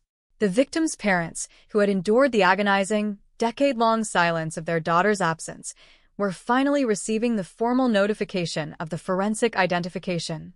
There were no cameras allowed, no public spectacle, just a small group of officers and grief counselors approaching the house that had been a silent witness to a decade of heartbreak. The detective leading the mission felt the weight of the moment in his very bones. Delivering the news of a loved one's discovery is a task for which there is no training manual, no amount of experience that prepares you for the shattering of a family's final, flickering hope. As they stood on the doorstep, the familiar sight of the front porch, the weathered wood, and the quiet garden served as a stark reminder of the normalcy that had been stolen. The reveal was not a moment of closure. It was the beginning of an entirely different kind of suffering. The mystery of the what happened had been answered, but the why was a hollow, echoing void that no amount of legal justice could ever fill. When the detective finally stepped back out into the cool, morning air, he didn't look at his colleagues. He looked toward the horizon, his face tight with the unspent energy of the investigation. He had helped solve a cold case, yes, but in doing so, he had become the messenger of a truth that was infinitely heavier than the silence that preceded it. The town, too, was waking up to a reality where the ghost of Oakhaven was no longer a legend, but a named, flesh-and-blood man currently sitting in a holding cell. The fear that had once been amorphous, a haunting presence in the back of everyone's mind, was now crystallized into a concrete, terrifying reality. As the afternoon dragged on, the local press began to converge on the precinct, their satellite vans creating a mechanical barricade around the entrance. The news had exploded nationally. The story of the decade-old cold case resolved through a combination of cutting-edge genealogy and old-school detective work becoming a central fixture of the news cycle.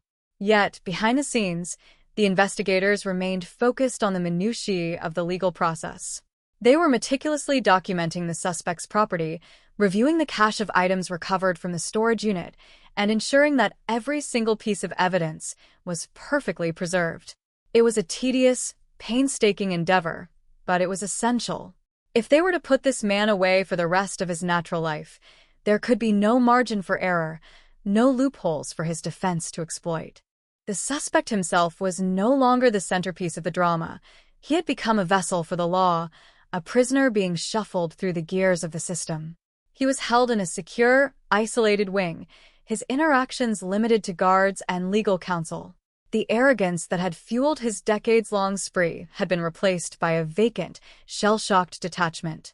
He was a man who had lived his life as a predator, a creature of the highways, and now he was reduced to a number, a series of codes and status updates in a digital database. The irony was not lost on the officers who monitored him. The man who had spent his life avoiding the gaze of the world was now entirely defined by the gaze of the state. As the sun began to set on what had been the most pivotal day in the department's history, the team gathered in the briefing room. It wasn't a party. It was a gathering of those who had carried the weight of the case for so long. There was no alcohol, no laughter, just the low, muffled sound of their own exhaustion. Miller sat at the head of the table, his hand resting on the now empty file that had dominated his life for 10 years. "We did what we set out to do," he said, his voice quiet, barely carrying across the room. "We found her. We found him. The case is closed." But let's not forget why we started. It was a reminder that behind every cold case, behind every folder, and every DNA match, there was a human life, a person whose story had been interrupted, a family whose world had been forever altered. The detectives nodded, the shared acknowledgement of their purpose serving as a final, grounding anchor. The cold case was no longer just an investigation. It was a testament to the fact that no matter how long the silence lasts, and no matter how deep the burial, the truth eventually demands its day in court. The legal machinery, once set in motion, moved with a grinding, inevitable force that transformed the raw, emotional urgency of the arrest into the dry, sterile language of a capital indictment. The Oak Haven precinct, previously the epicenter of a frantic, adrenaline-fueled manhunt, now functioned as a staging ground for the prosecution's sprawling narrative. Detective Miller found himself shifting from the role of hunter to that of a primary witness, his days consumed by depositions, the endless cross-referencing of trial exhibits, and the daunting task of preparing a comprehensive timeline that would stand up to the most aggressive defense tactics. The suspect, whose identity had been a blank slate for 20 years, was now being scrutinized by a team of high-profile public defenders, their focus not on the reality of his crimes, but on the potential for procedural error, the forensic chain of custody, the interrogation tactics, the validity of the genetic genealogy that had ultimately collapsed his world. The courtroom, when the preliminary hearings finally commenced, was an environment of suffocating tension. It was a space defined by the deliberate, precise navigation of protocol, a sharp contrast to the chaotic, visceral reality of the drainage culvert where the recovery had taken place. The victim's parents sat in the front row, their presence a haunting, silent indictment of the suspect's decade-long spree. They were a study in stoic endurance, their eyes fixed on the man who had stolen their daughter's future, while he, in turn, remained focused on his own counsel, his demeanor distant and entirely removed from the suffering he had inflicted. The gallery was packed with a mixture of local Oak Haven residents who had watched their town be transformed by the case, and reporters from across the nation, all drawn to the final, public autopsy of a case that had once been deemed unsolvable. As the prosecution began to outline its case, the sheer scale of the suspect's operations became public record for the first time. The DA, a seasoned veteran with a voice that commanded the room, detailed the suspect's life as a long-haul truck driver, illustrating how he had used the anonymity of the interstate system to build a mobile theater of violence. He presented the DNA evidence, not as a mere biological sample, but as a definitive, mathematical bridge between the suspect and the crime scene. Each piece of physical evidence, the recovered items from the storage locker, the GPS logs from the long-forgotten transit reports, the forensic analysis of the debris found in his former vehicle, was presented to weave a narrative of cold, calculated predation. The suspect was no longer a person. He was a problem to be solved, a dangerous variable that had finally been isolated and contained.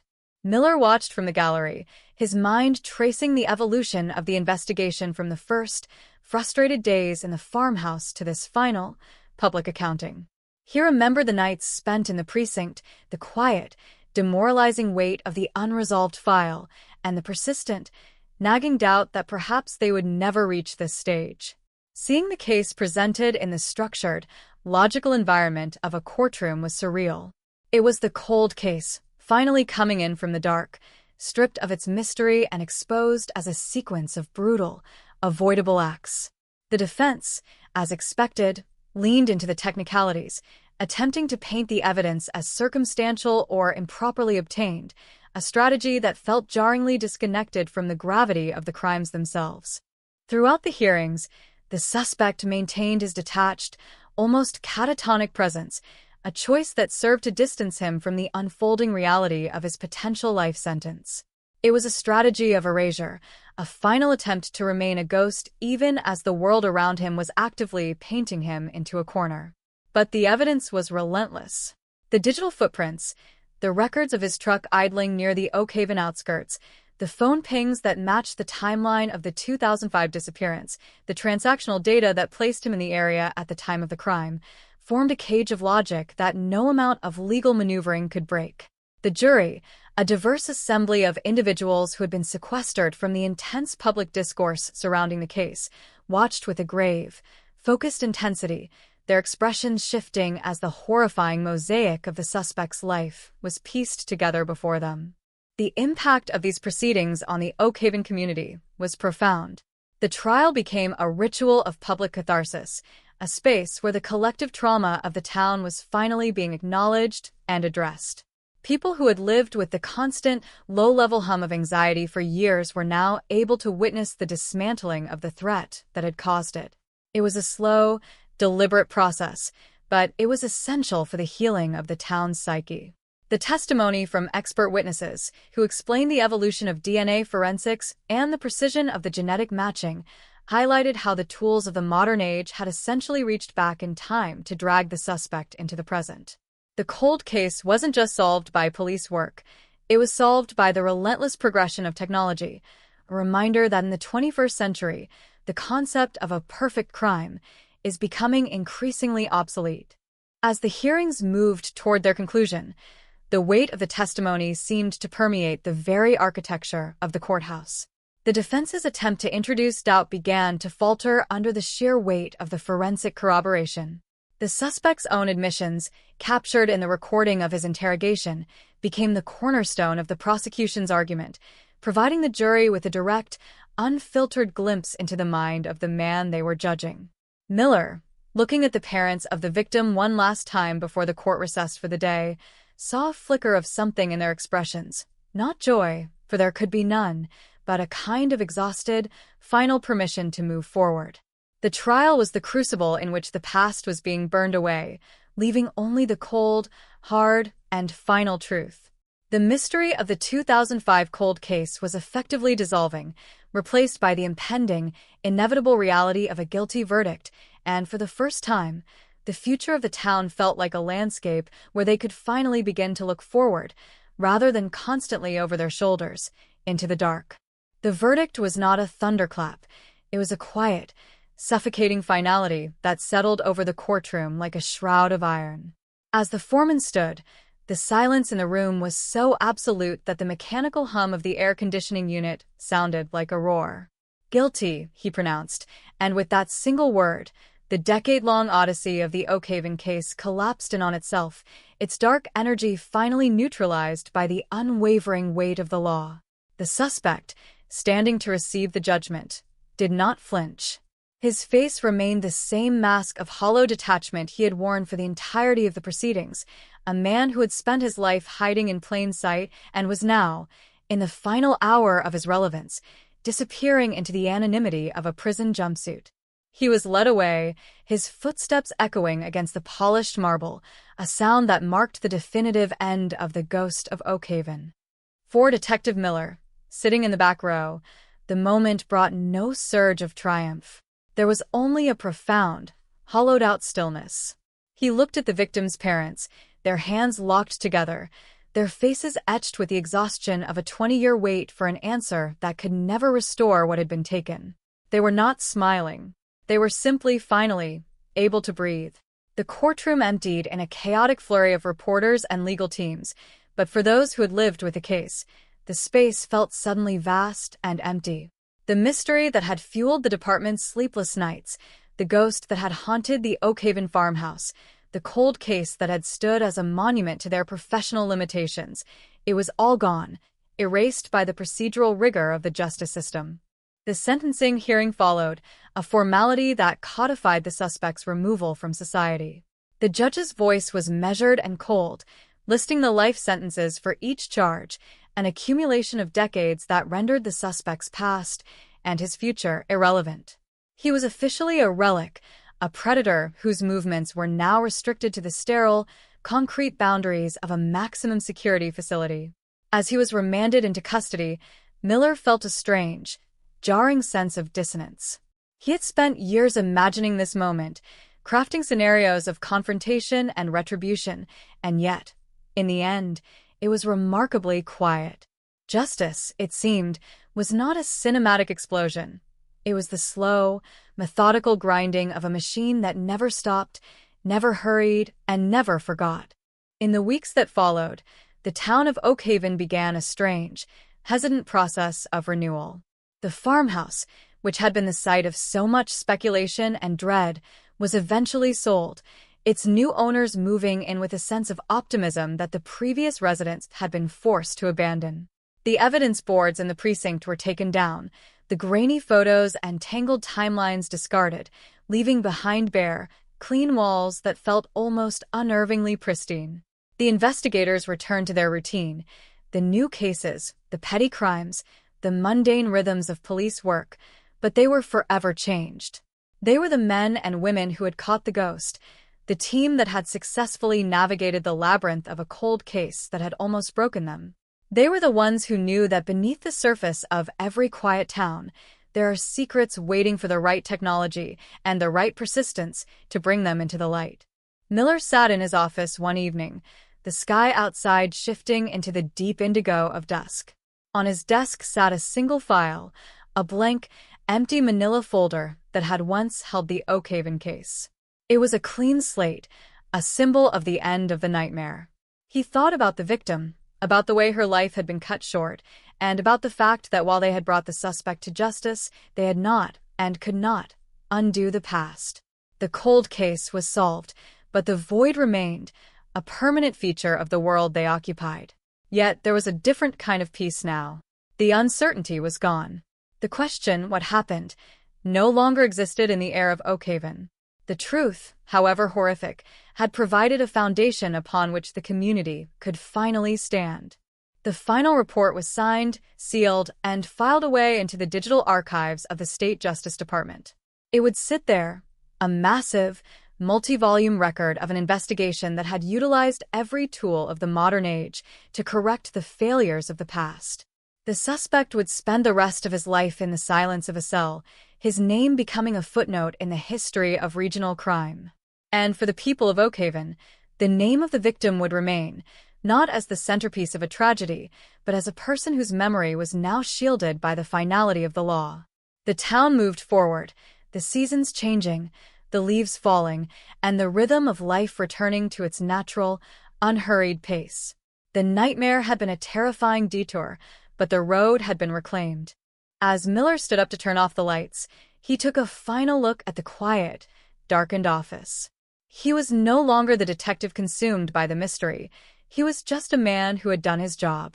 The case was cold no longer. It was buried, not in a drainage culvert or a shallow grave, but under the weight of an indisputable verdict. The silence of the night outside was no longer heavy or ominous. It was simply the sound of a world that had moved on. The story of the Oakhaven cold case was a testament to the fact that while time may blur the edges of the truth, it cannot erase it entirely. The truth, in its own time and through the persistence of those who refuse to let the shadows win, will always, eventually, come home. And with that thought, he closed the door, the click of the lock signaling the final, permanent end of a decade-long hunt. The case was closed, the hunt was over, and the truth had finally, at long last, claimed its victory. The aftermath of the Oakhaven case was not a singular event, but a slow, tectonic shifting of the community's collective consciousness. Long after the gavel had fallen and the suspect had been absorbed into the gray, concrete anonymity of the state's maximum security wing, the ripples of the resolution continued to spread, touching lives far beyond the immediate circle of the victim's family and the investigators who had broken the case. The town of Oakhaven, which had been defined for nearly 20 years by the shadow of a missing librarian, found itself navigating a new, unfamiliar terrain. They were a town that had finally been given permission to let go, yet many found that the act of release was far more complicated than they had ever imagined. For the investigative team, the professional transition was perhaps the most jarring. After spending a decade living in the high-frequency, adrenaline-charged orbit of the ghost of Oakhaven, they were now faced with the quiet reality of a normal, mundane workload. The precinct, once a theater of intense tactical planning and forensic discovery, returned to its standard rhythm of petty thefts, traffic disputes, and domestic disturbances.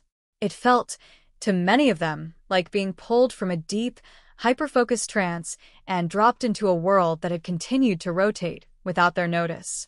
Detective Miller, in particular, spent his evenings in his office, the stillness of the room now heavy with the absence of the case file that had once anchored his existence.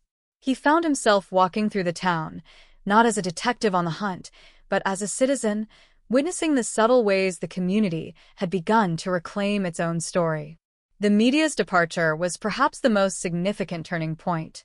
When the satellite vans finally packed up and the national reporters dispersed, the silence that fell over Oakhaven was not the oppressive, haunting silence of the past, but the natural, quiet stillness of a town returning to itself. The local residents began to hold impromptu gatherings, not to discuss the case, but to reconnect with one another, a way of rebuilding the social fabric that had been strained by years of suspicion and fear. They organized a memorial in the town square, a small, intimate ceremony that focused entirely on the memory of the victim as a person, her passion for books, her quiet kindness, her role in the community, rather than as the central figure of a cold case. It was a reclaiming of humanity, a deliberate effort to strip away the true crime narrative that had been imposed upon them and to replace it with a genuine, communal act of remembrance. In the legal and forensic circles, the Oakhaven resolution became a case study of monumental significance. The methodology used to bridge the gap between the 2005 crime scene and the eventual apprehension of the suspect was analyzed in seminars, written up in journals, and taught as a masterclass in modern investigative perseverance. The case proved that no matter how much time had passed, the evidence, whether it was the microscopic debris left on a kitchen table or the subtle, digital footprints of a transient life, remained an indelible record of the truth. It reinforced the philosophy that the cold case label is not a synonym for an unsolvable crime, but merely a state of temporary stasis, waiting for the technology and the persistence to align. The investigators became pioneers, their story serving as a beacon of hope for thousands of other families across the country who were still waiting for the day their own mysteries would be solved. As the months turned into a year, the suspect's life behind bars became a story of complete, agonizing invisibility.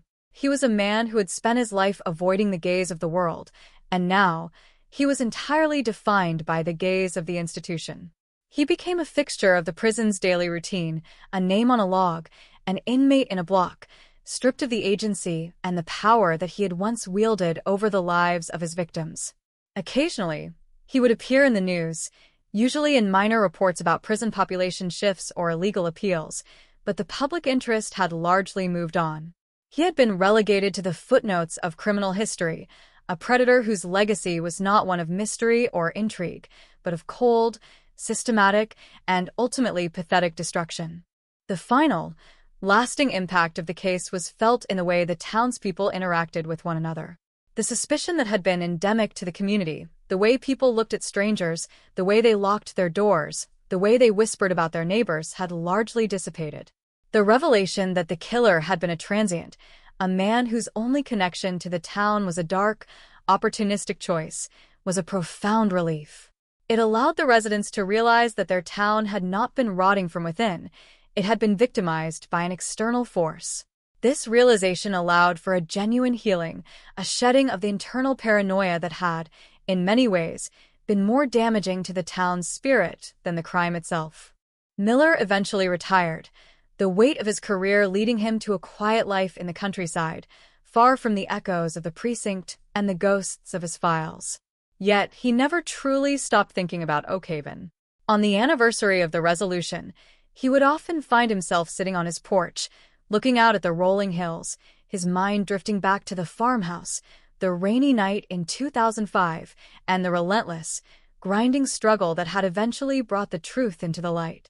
He knew that while the case was closed, the experience of having lived through it was a permanent part of his identity. He had been the man who had stayed, the man who had looked, and the man who had finally seen. The story of the Oakhaven cold case would eventually pass into the folklore of the region, a dark legend that would be told with a sense of distance and relief. It was a story that reminded everyone that even in the face of the most overwhelming odds, when the truth seems buried beneath a decade of decay and the silence of time, the persistence of the human spirit, fueled by the relentless application of science and the unyielding drive for justice, can uncover even the deepest secrets. The nightmare had been long and the cost had been high, but the lesson was enduring. The shadows may be long, and the nights may be cold, but they are never, ever permanent. The light of the truth, once sparked, will always burn through, demanding recognition, demanding resolution, and ultimately, demanding peace. The town of Oakhaven had learned this lesson in the hardest way possible, but it had emerged, battered and changed, into a future where the past no longer held the keys to their present. The case was not just solved, it had been transformed into a cornerstone of their resilience, a reminder that they were a town that had faced its worst nightmare, stared it down, and refused to be defined by it. And in that final, quiet realization, the story found its truest and most profound resolution. The conclusion of the Oakhaven case had been a singular, earth-shattering event, but as the calendar pages turned into the second and third year of the post-verdict era, the town experienced something entirely unexpected, a profound, existential recalibration. The resolution had not merely served as an end to a mystery, it had acted as a lens, focusing the attention of the state, and indeed, the broader legal community, on the systemic vulnerabilities that had allowed a predator like the suspect to operate in the margins for so long. The Oakhaven effect, as it came to be known, triggered a legislative and procedural overhaul regarding interstate criminal tracking, effectively closing the very cracks in the justice system that the killer had exploited for nearly 2 decades. This was the quiet, invisible victory that followed the storm. The investigators who had once been singular figures chasing a ghost now found themselves at the forefront of a national movement, consulting on task forces designed to bridge the gap between fragmented law enforcement databases. The case had become a blueprint, a standard-bearer for how modern, cross-jurisdictional collaboration could dismantle the invisibility of serial offenders. Every time a new, breakthrough technology was implemented in the department, be it advanced biometric identification or the expansion of genetic genealogy integration, the spirit of the Oakhaven case was present. It had transformed from a local tragedy into a national benchmark for investigative excellence, ensuring that the victim's memory would be tied not just to her death, but to the thousands of lives that would be protected by the reforms she had inadvertently inspired. The victim's parents, in the quietude of their later years, found a different, more personal peace. They had established a foundation in their daughter's name, one that focused on supporting families of the missing, a resource that had been agonizingly absent during their own dark odyssey. The foundation became a beacon, a place where people who were trapped in the same limbo they had once endured could find guidance, psychological support, and the relentless, practical advocacy required to push back against the apathy of a system that often let cases go cold. They were the silent architects of a new kind of justice, one that prioritized the humanity of the victim over the cold, administrative speed of the courts. Their work was a living, breathing testament to the fact that while the suspect had attempted to erase their daughter's existence, he had instead ignited a flame that would light the way for countless others lost in the dark. For Detective Miller, retirement was not a retreat into obscurity, but a transformation into a mentor. He began to lecture at the police academy, his curriculum built entirely around the grueling, transformative lessons of the 2005 case. He taught a new generation of investigators the value of the unsolvable, the necessity of revisiting the dusty, forgotten files, the importance of questioning the prevailing narrative, and the fundamental belief that persistence is the most potent tool in a detective's arsenal. He spoke to them not of glory or the high adrenaline chase, but of the weight of the badge and the absolute obligation to the truth, no matter how much time had passed. He was the living embodiment of the case's legacy, a man who had stared into the abyss of the unknown and refused to blink until the light was brought back. The town of Oakhaven itself underwent a physical transformation. The farmhouse, once the epicenter of a localized horror, had been renovated, the dark history replaced by the vibrant, messy, beautiful life of a young family. The woods that had once seemed to hold the secrets of the killer were now reclaimed as a municipal park, a place of trails and sunshine where children played, their laughter echoing through the canopy that had once served as a veil for a predator. The town had not erased its history, but it had successfully integrated it, turning the site of a tragedy into a space of living, breathing continuity. It was a powerful, silent rebuttal to the shadow that had once threatened to consume them. They had shown that a community, when pushed to its absolute limit, can find the resilience to not only survive but to thrive. Even in the state prison, the final act of the Oakhaven story was being written in the quiet, mundane passages of time. The suspect, stripped of his ability to interact with the world he had once manipulated, became a ghost in the real sense, a man whose existence was marked only by the shifting of his cell block and the diminishing returns of his legal appeals. His story, once a source of terror, had been stripped of its mystique. He was no longer the ghost of Oakhaven, the elusive predator, or the mystery of the hour. He was just an old, broken man in a facility that had seen 1,000 like him. The world outside moved on, oblivious to his existence, his name fading from the public consciousness just as surely as he had once tried to fade from the crime scenes he left behind. In the end, the Oakhaven case taught the world that the cold case is never truly cold. It is merely waiting for the right moment, the right set of eyes, and the right degree of refusal to accept the darkness as final. The resolution proved that the past is never dead. It is, in fact, always present, exerting a quiet, persistent pressure until it is addressed.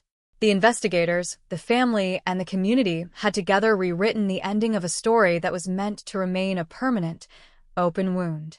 They had shown that justice is not merely a legal outcome, but a profound, emotional act of reclamation. As the years continue to roll by, the story of Oakhaven stands as a monument to the endurance of the human spirit. It is a reminder that truth, no matter how heavily buried by the layers of time, is a living force that will always seek the light.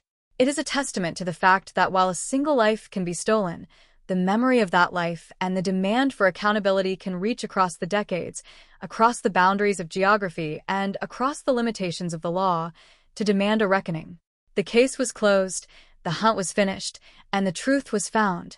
But the legacy of that pursuit remains, a beacon for all who believe that no secret is too deep to be unearthed and no justice is too late to be served. The silence of the Oakhaven farmhouse had finally been replaced by the roar of a community that had reclaimed its own voice, and in that, the case found its final, eternal conclusion. The story of the Oakhaven cold case, while officially closed, had evolved into something far more complex than a mere resolved file in a police cabinet. It had become a permanent chapter in the architectural history of the town, a cautionary tale that the community passed down, not as a legend of ghosts, but as a testament to the fragility of peace and the absolute necessity of vigilance. Even years after the final verdict, the impact was still being felt in the quiet, unexpected corners of daily life. The department itself had fundamentally changed. The Oakhaven Standard was now the shorthand for their procedural approach, a rigorous, almost obsessive methodology that ensured no piece of evidence was ever discarded and no lead, no matter how faint, was ever truly abandoned. The digital archives that contain the entirety of the case, every transcript, every forensic analysis, every GPS coordinate of the suspect's movements, served as a modern library of the investigation. For new detectives, these files were not just historical records, they were a training manual. They studied the way the original team had navigated the initial failures, the way they had managed the emotional toll, and the way they had successfully transitioned from an analog, localized investigation to the digital age, multi-state manhunt that eventually secured the conviction. It was a culture of institutional memory that ensured the lessons of 2005 were never forgotten, turning the trauma of the past into a protective shield for the future.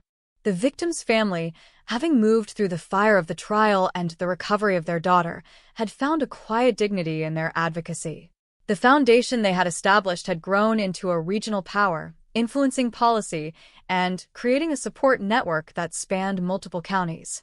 They were often invited to speak at conferences, their presence a grounding influence in a world of high-level law enforcement strategies.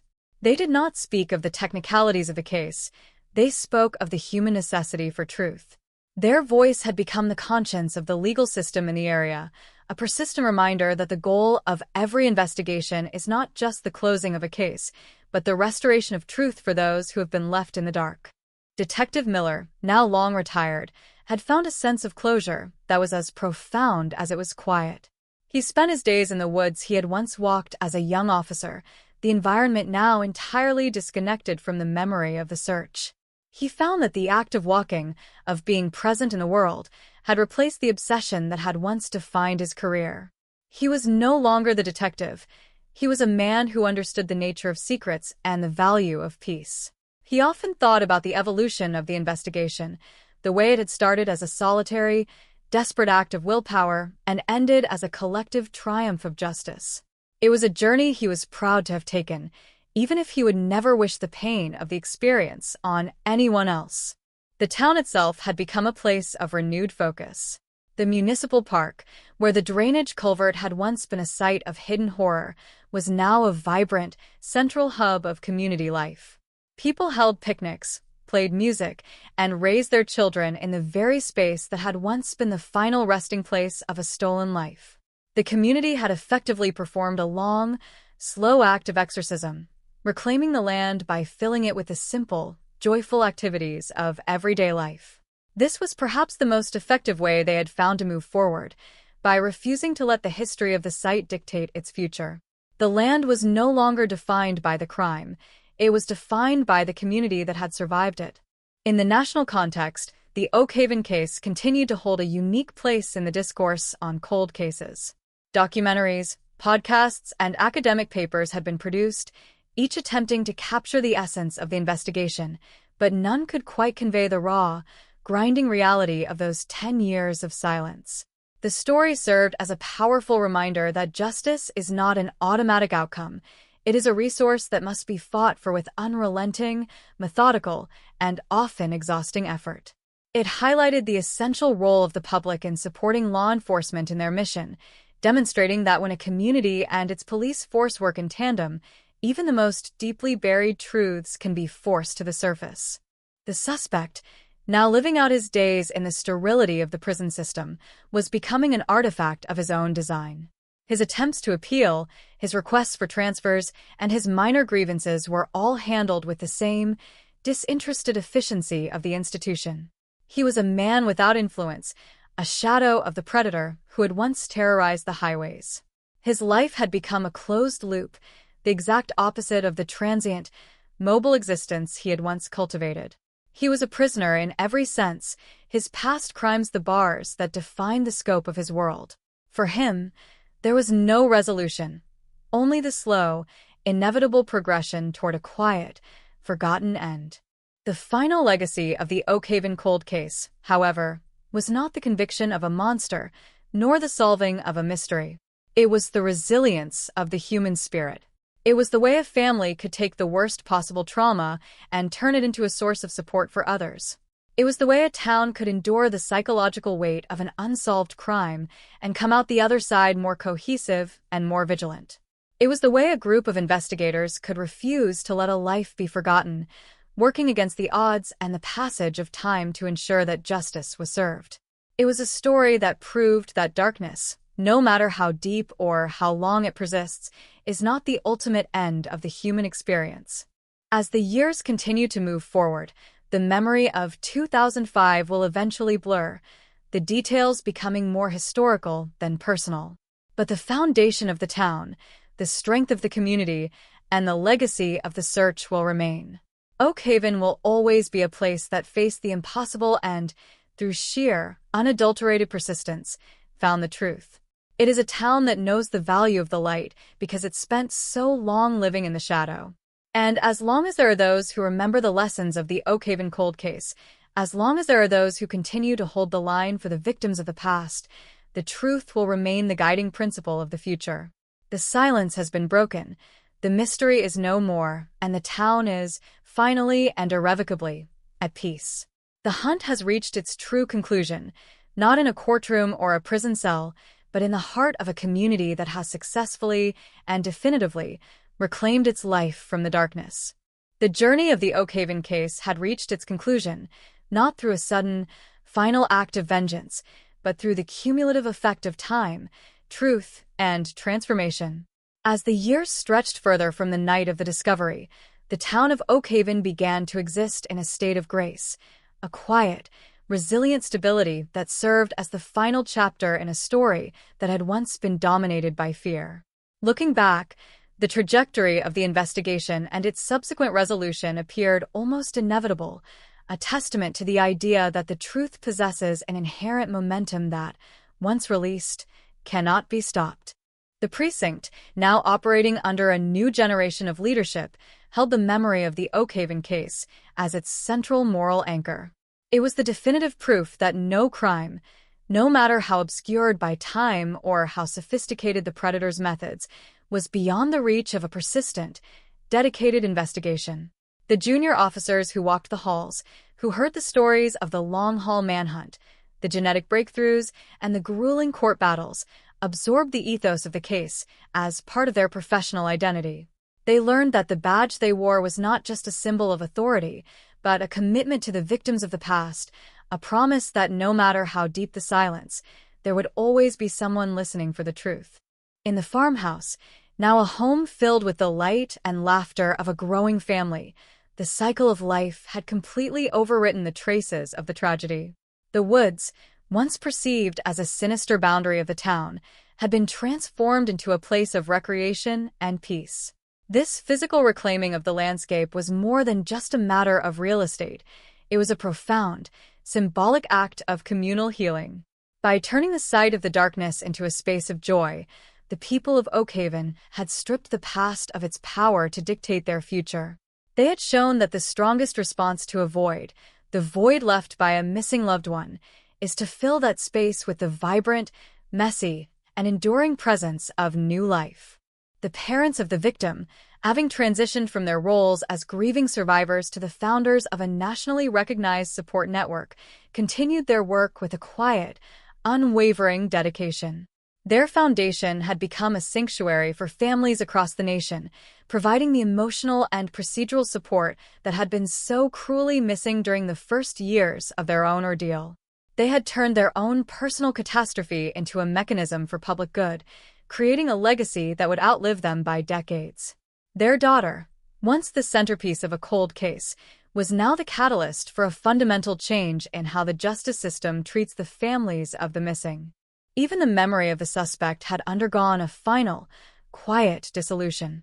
He was no longer a figure of terror, nor a puzzle to be solved. He was merely an aging, invisible inmate, his name rarely spoken and his impact relegated to the records of the past.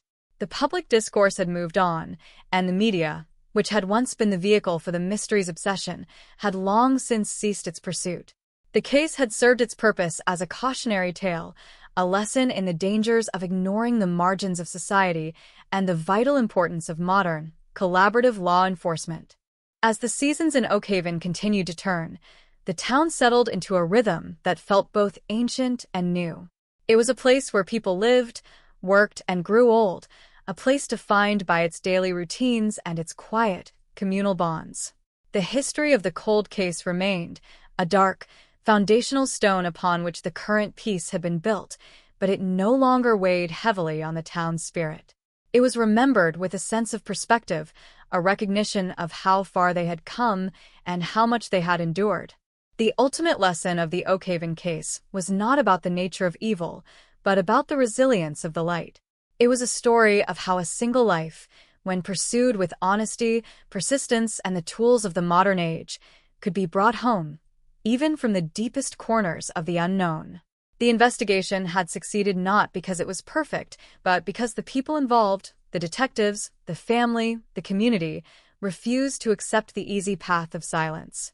They had chosen, again and again, to engage with the difficulty of the truth, and in doing so, they had fundamentally changed the outcome of the narrative. For Detective Miller, looking out over the landscape from the quiet of his retirement, the Oakhaven case was a testament to the idea that nothing is truly forgotten. Every act of violence leaves a mark, and every act of justice serves as a healing balm. He saw the town not as a place of tragedy, but as a place of triumph. He knew that the story of the librarian, the hunter, and the long-haul predator would eventually fade into the deeper layers of local history, but the impact of their shared journey would remain. The case was, in every sense of the word, complete. The silence that had once defined Oakhaven was now a peaceful, restorative quiet. It was the silence of a town that had finally finished its long, arduous work.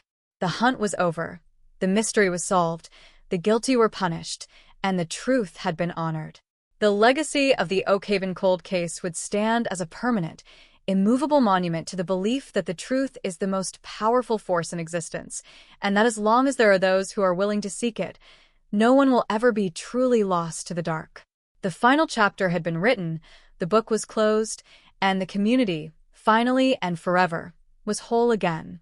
In this absolute, final resolution, the spirit of the librarian lived on, not in the horror of her end, but in the enduring, unwavering peace of her town.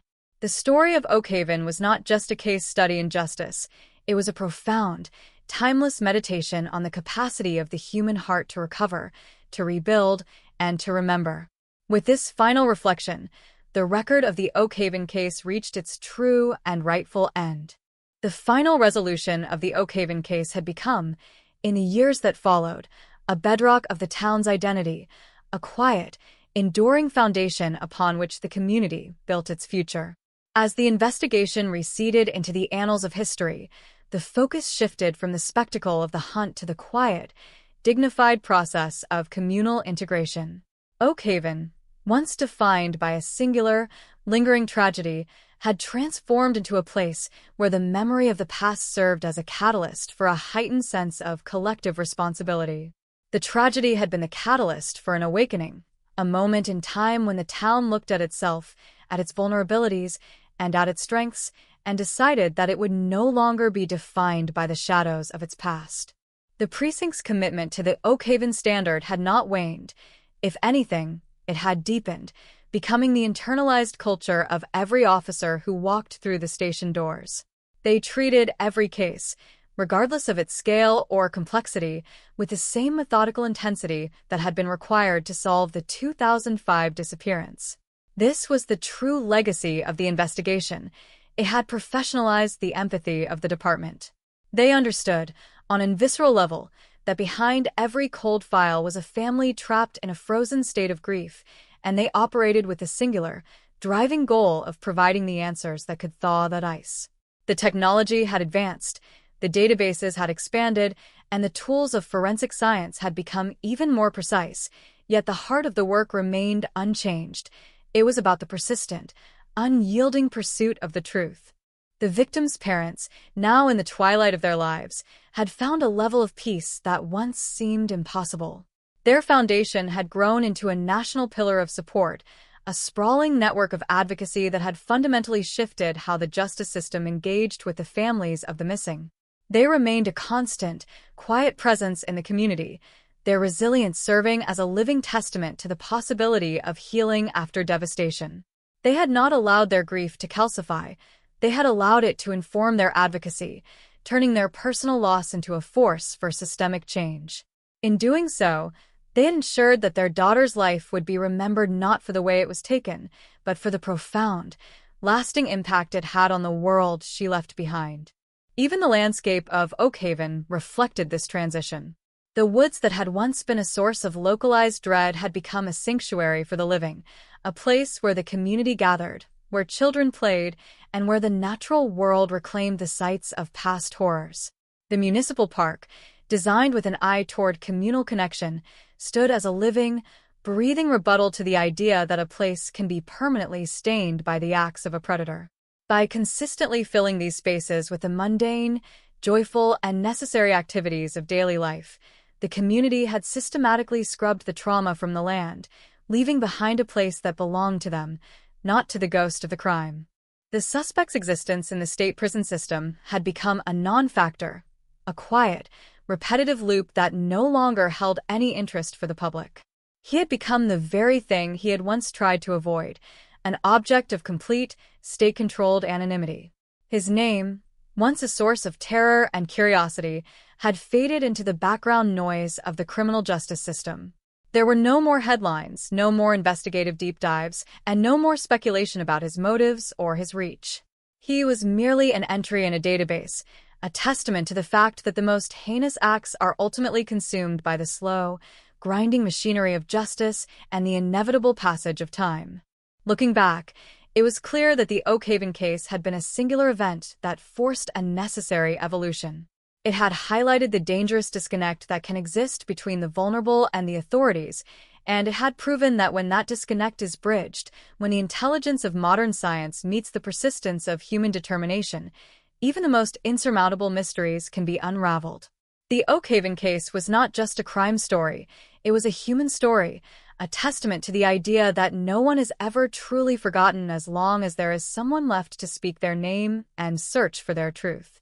For Detective Miller, retirement was a time of reflection, a space to consider the long, winding road that had led to the resolution of the case. He often walked the trails of the new park, observing the life that had sprung up around the sites of his former investigations. He didn't see the past, he saw the future. He saw the resilience of the community, the success of the families, and the stability of the town that he had once been tasked with protecting. He had been a part of the darkness, yes, but he had also been a part of the light that brought the truth home. And in that, he found the ultimate satisfaction of a life's work. The story of the Oakhaven cold case was finally, irrevocably complete. It was a chronicle of survival, of the refusal to give up, and of the incredible strength found in the pursuit of justice. It served as a reminder that the world is a complex, often dangerous place, but it is also a place where the light of the truth can eventually pierce through the thickest, most enduring shadows. The case was closed, the hunt was over, and the town was, in the most profound way possible, at peace. The narrative had reached its final cadence, leaving behind a legacy of strength, of justice, and of the enduring power of the human spirit to reclaim its own story.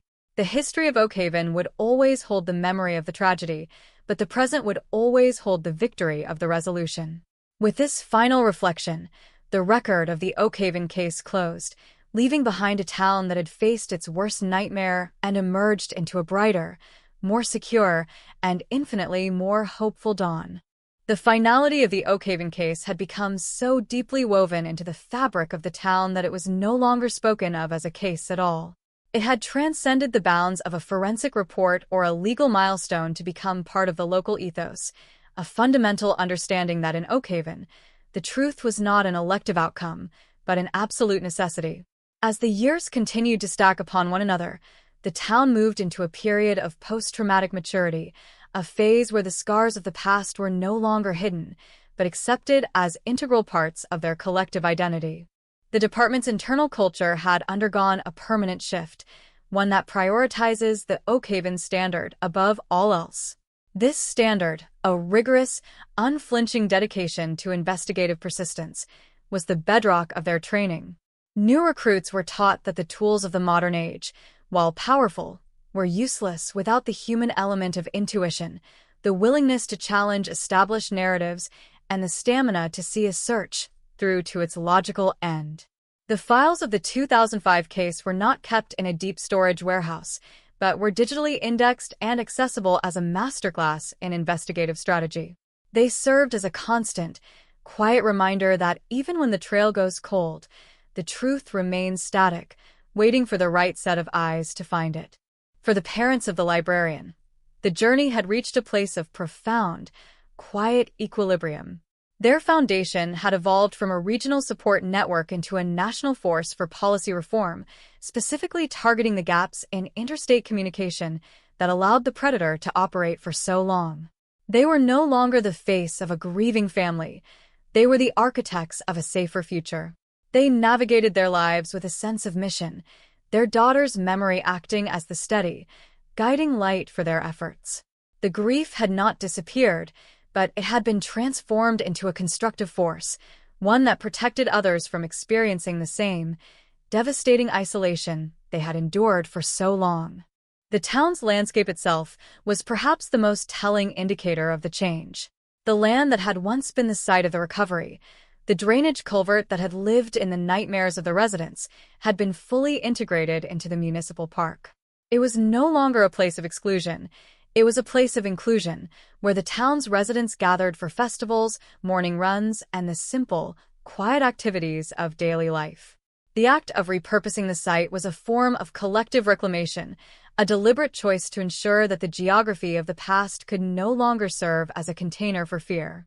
The park was filled with the sounds of the present, drowning out the silence of the past. The suspect, meanwhile, had faded into a state of total, bureaucratic insignificance. His life within the maximum security system was a series of monotonous, regulated events, entirely divorced from the world outside. He had lost his name, his agency, and his relevance. The Oakhaven case had essentially erased him, replacing his identity as a predator with his status as a permanent, forgotten fixture of the state's prison population. The world outside, which had once been held hostage by the fear of his actions, had completely moved on, leaving him to exist in the vacuum of his own making. Miller, in his retirement, often found himself reflecting on the nature of the cold case. He realized that the term was a misnomer. The case wasn't cold, it was merely obscured. The investigation was not about finding new facts, but about organizing the old ones until they revealed a pattern that was previously invisible. He realized that the success of the case wasn't due to a singular hero, but to the collective persistence of everyone involved. The detectives who held the line, the forensic scientists who pushed the limits of technology, and the community that refused to let the victim become a ghost. It was a triumph of the group, a testament to the idea that justice is a communal pursuit. Looking forward, Oakhaven stood as a model for how a community can survive the worst of circumstances. It was a place where the history of 2005 was acknowledged, not with shame, but with the quiet, dignified pride of a town that had navigated the darkest of passages and come out the other side. They were a community that had learned the hardest lesson of all, that peace is not the absence of tragedy, but the presence of the strength required to overcome it. The case was closed, the hunt was over, and the town was, in the most complete and irrevocable sense, at peace. The legacy of the librarian, her life, her contribution to the community, and the way her memory had galvanized a town into a state of heightened awareness, would continue to endure. The Oakhaven story served as a permanent, indelible record of what happens when a community refuses to let the shadows win. It reminded all who heard it that the past, while powerful, does not have to be the determinant of the future. The truth, in its own time and through the persistence of those who carry the light, will always, inevitably, come home. As the years passed, the specific details of the trial and the mechanics of the arrest would eventually blur into the background of local history, but the spirit of the Oakhaven case, the unwavering demand for truth, would remain. It was a story of resilience, of the human capacity to recover, and of the profound, transformative power of justice. The hunt, having traveled across decades and across the length of the country, had reached its final, eternal conclusion. The silence of the Oakhaven farmhouse had been replaced by the enduring, vibrant voice of a community that had successfully reclaimed its own life, its own narrative, and its own future. The story was told, the record was sealed, and in the quiet of the present, the truth sat undisturbed, finally, and forever at home. The culmination of the Oakhaven case had by now settled into the bedrock of local memory, a permanent, quiet fixture of the town's collective consciousness. As the years turned into a decade of post-resolution stability, the narrative of the librarian's disappearance and the subsequent forensic unraveling of the ghost of Oakhaven ceased to be a story of trauma. Instead, it had matured into a testament of civic endurance. For the citizens of Oakhaven, the resolution was no longer just a legal victory, it was a defining moment of communal reclamation, a realization that the sanctity of their town had been restored, not by accident, but by the deliberate, stubborn refusal of its people to let a mystery remain unresolved. The Oakhaven Police Department, long past the initial frenzy of the apprehension and the subsequent legal theater, had evolved into a sentinel of this new, post-tragedy era. The Oakhaven Standard, the rigorous investigative philosophy born from the ashes of the 2005 case, had become the department's institutional soul. Every new officer was walked through the digital archives, not merely as a matter of history, but as a rite of passage. They studied the maps, the GPS pings, the forensic breakthroughs, and, most importantly, the persistent, agonizingly slow process of human patience that had finally trapped a predator who believed he was untouchable. This wasn't just training, it was the passing of a torch. It reinforced the understanding that in Oakhaven, a missing person is not a statistic, and a cold case is not an abandoned dream. It is an open account waiting for the inevitable, eventual arrival of the truth. The victim's parents, having navigated the long, winding descent into grief and the steep, grueling climb to justice, had reached a summit of quiet, dignified impact. Their foundation, the Sarah Initiative, had expanded its footprint far beyond the borders of their county. It had become a sanctuary for families across the nation, those who, like them, had once been left to wander the wilderness of an unresolved disappearance. They provided more than just resources. They provided the living example that hope, when paired with relentless advocacy, is a potent, transformative force. They were the silent architects of a more responsive, compassionate justice system, ensuring that the legacy of their daughter was not the tragedy of her ending, but the resilience of the community she had helped to forge. In the physical landscape of Oakhaven, the transformation was equally profound. The woods, once perceived as a sprawling, shadowed boundary of the unknown, had been fully integrated into the life of the town. The municipal park, which contained the site of the original forensic recovery, had become a center of community vitality. On any given afternoon, one could find children playing on the grass, teenagers laughing near the trails, and neighbors walking their dogs through the very space that had once haunted the collective dreams of the town. This was the ultimate act of exorcism, the deliberate, consistent, and joyous overriding of a dark past with the simple, necessary evidence of a healthy, functioning future. The suspect, meanwhile, had long since vanished into the sterile, uniform obscurity of the prison system. To the world, he was a name in a sentencing document. To his fellow inmates, he was a nameless, aging figure in a gray block. To the guards, he was a code in a system of management. The predator who had once exploited the anonymity of the highways had been reduced to the most absolute form of anonymity imaginable. He was utterly, completely forgotten. The fear he once wielded had lost its edge. It had been dismantled, analyzed, and finally discarded. His existence was now a closed loop, a quiet, static reality that held no power over the town he had once tried to terrorize. Miller, in his retirement, had achieved a state of peace that felt hard-won and entirely earned. He spent his days in the hills that surrounded the town, watching the seasons change with a clarity that had been absent during his years as a lead detective. He understood that his contribution had not been the result of a single, brilliant revelation, but the product of 1,000 small, necessary choices. The decision to keep a folder open, the choice to question a witness for the 10th time, the insistence on pursuing a lead that everyone else had dismissed.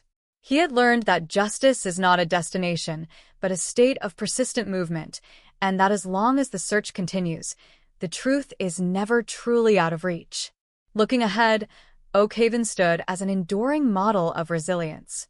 It was a place that had faced its worst nightmare and, through sheer, unadulterated persistence, had come out the other side. The story of 2005 had become a part of the local folklore, a dark, necessary tale told not to inspire fear, but to emphasize the power of the light. It reminded everyone that the world is indeed a dangerous place, but that the human spirit, when bolstered by the tools of science, the rigor of the law, and the strength of a united community, is more than capable of navigating the dark and finding the way home. The librarian's memory, once the source of a town's deepest sorrow, had become the source of its greatest strength. She was remembered not as a victim, but as a daughter of Oakhaven, her name now synonymous with the town's hard-won peace. The case was closed, the hunt was finished, and the truth was securely in hand. But the story would continue to resonate, a permanent, indelible record of what happens when a community refuses to let the shadows win. The Oakhaven saga had reached its final, eternal cadence, leaving behind a legacy of strength, of justice, and of the enduring, unbreakable power of the human spirit to reclaim its own story. The hunt was over, and the truth, at long last, was resting in the light, forever at home in the town that had fought so hard to bring it back. The final, lingering resonance of the Oakhaven case had, by now, transitioned into a state of quiet, historical equilibrium. The town had moved beyond the era of recovery and into a phase of permanent, structural resilience. Looking back from this vantage point, the narrative of the librarian's disappearance and the subsequent forensic unraveling of the ghost of Oakhaven was no longer just a chronicle of a cold case. It was a foundational text for the community, a document that defined who they were, what they had endured, and, most importantly, what they had chosen to become. The trauma had been the crucible, but the result was a town that possessed an almost supernatural level of cohesion, a collective vigilance that served as a silent, invisible barrier against the return of such darkness. The Oakhaven Police Department, long removed from the chaotic urgency of the initial breakthrough,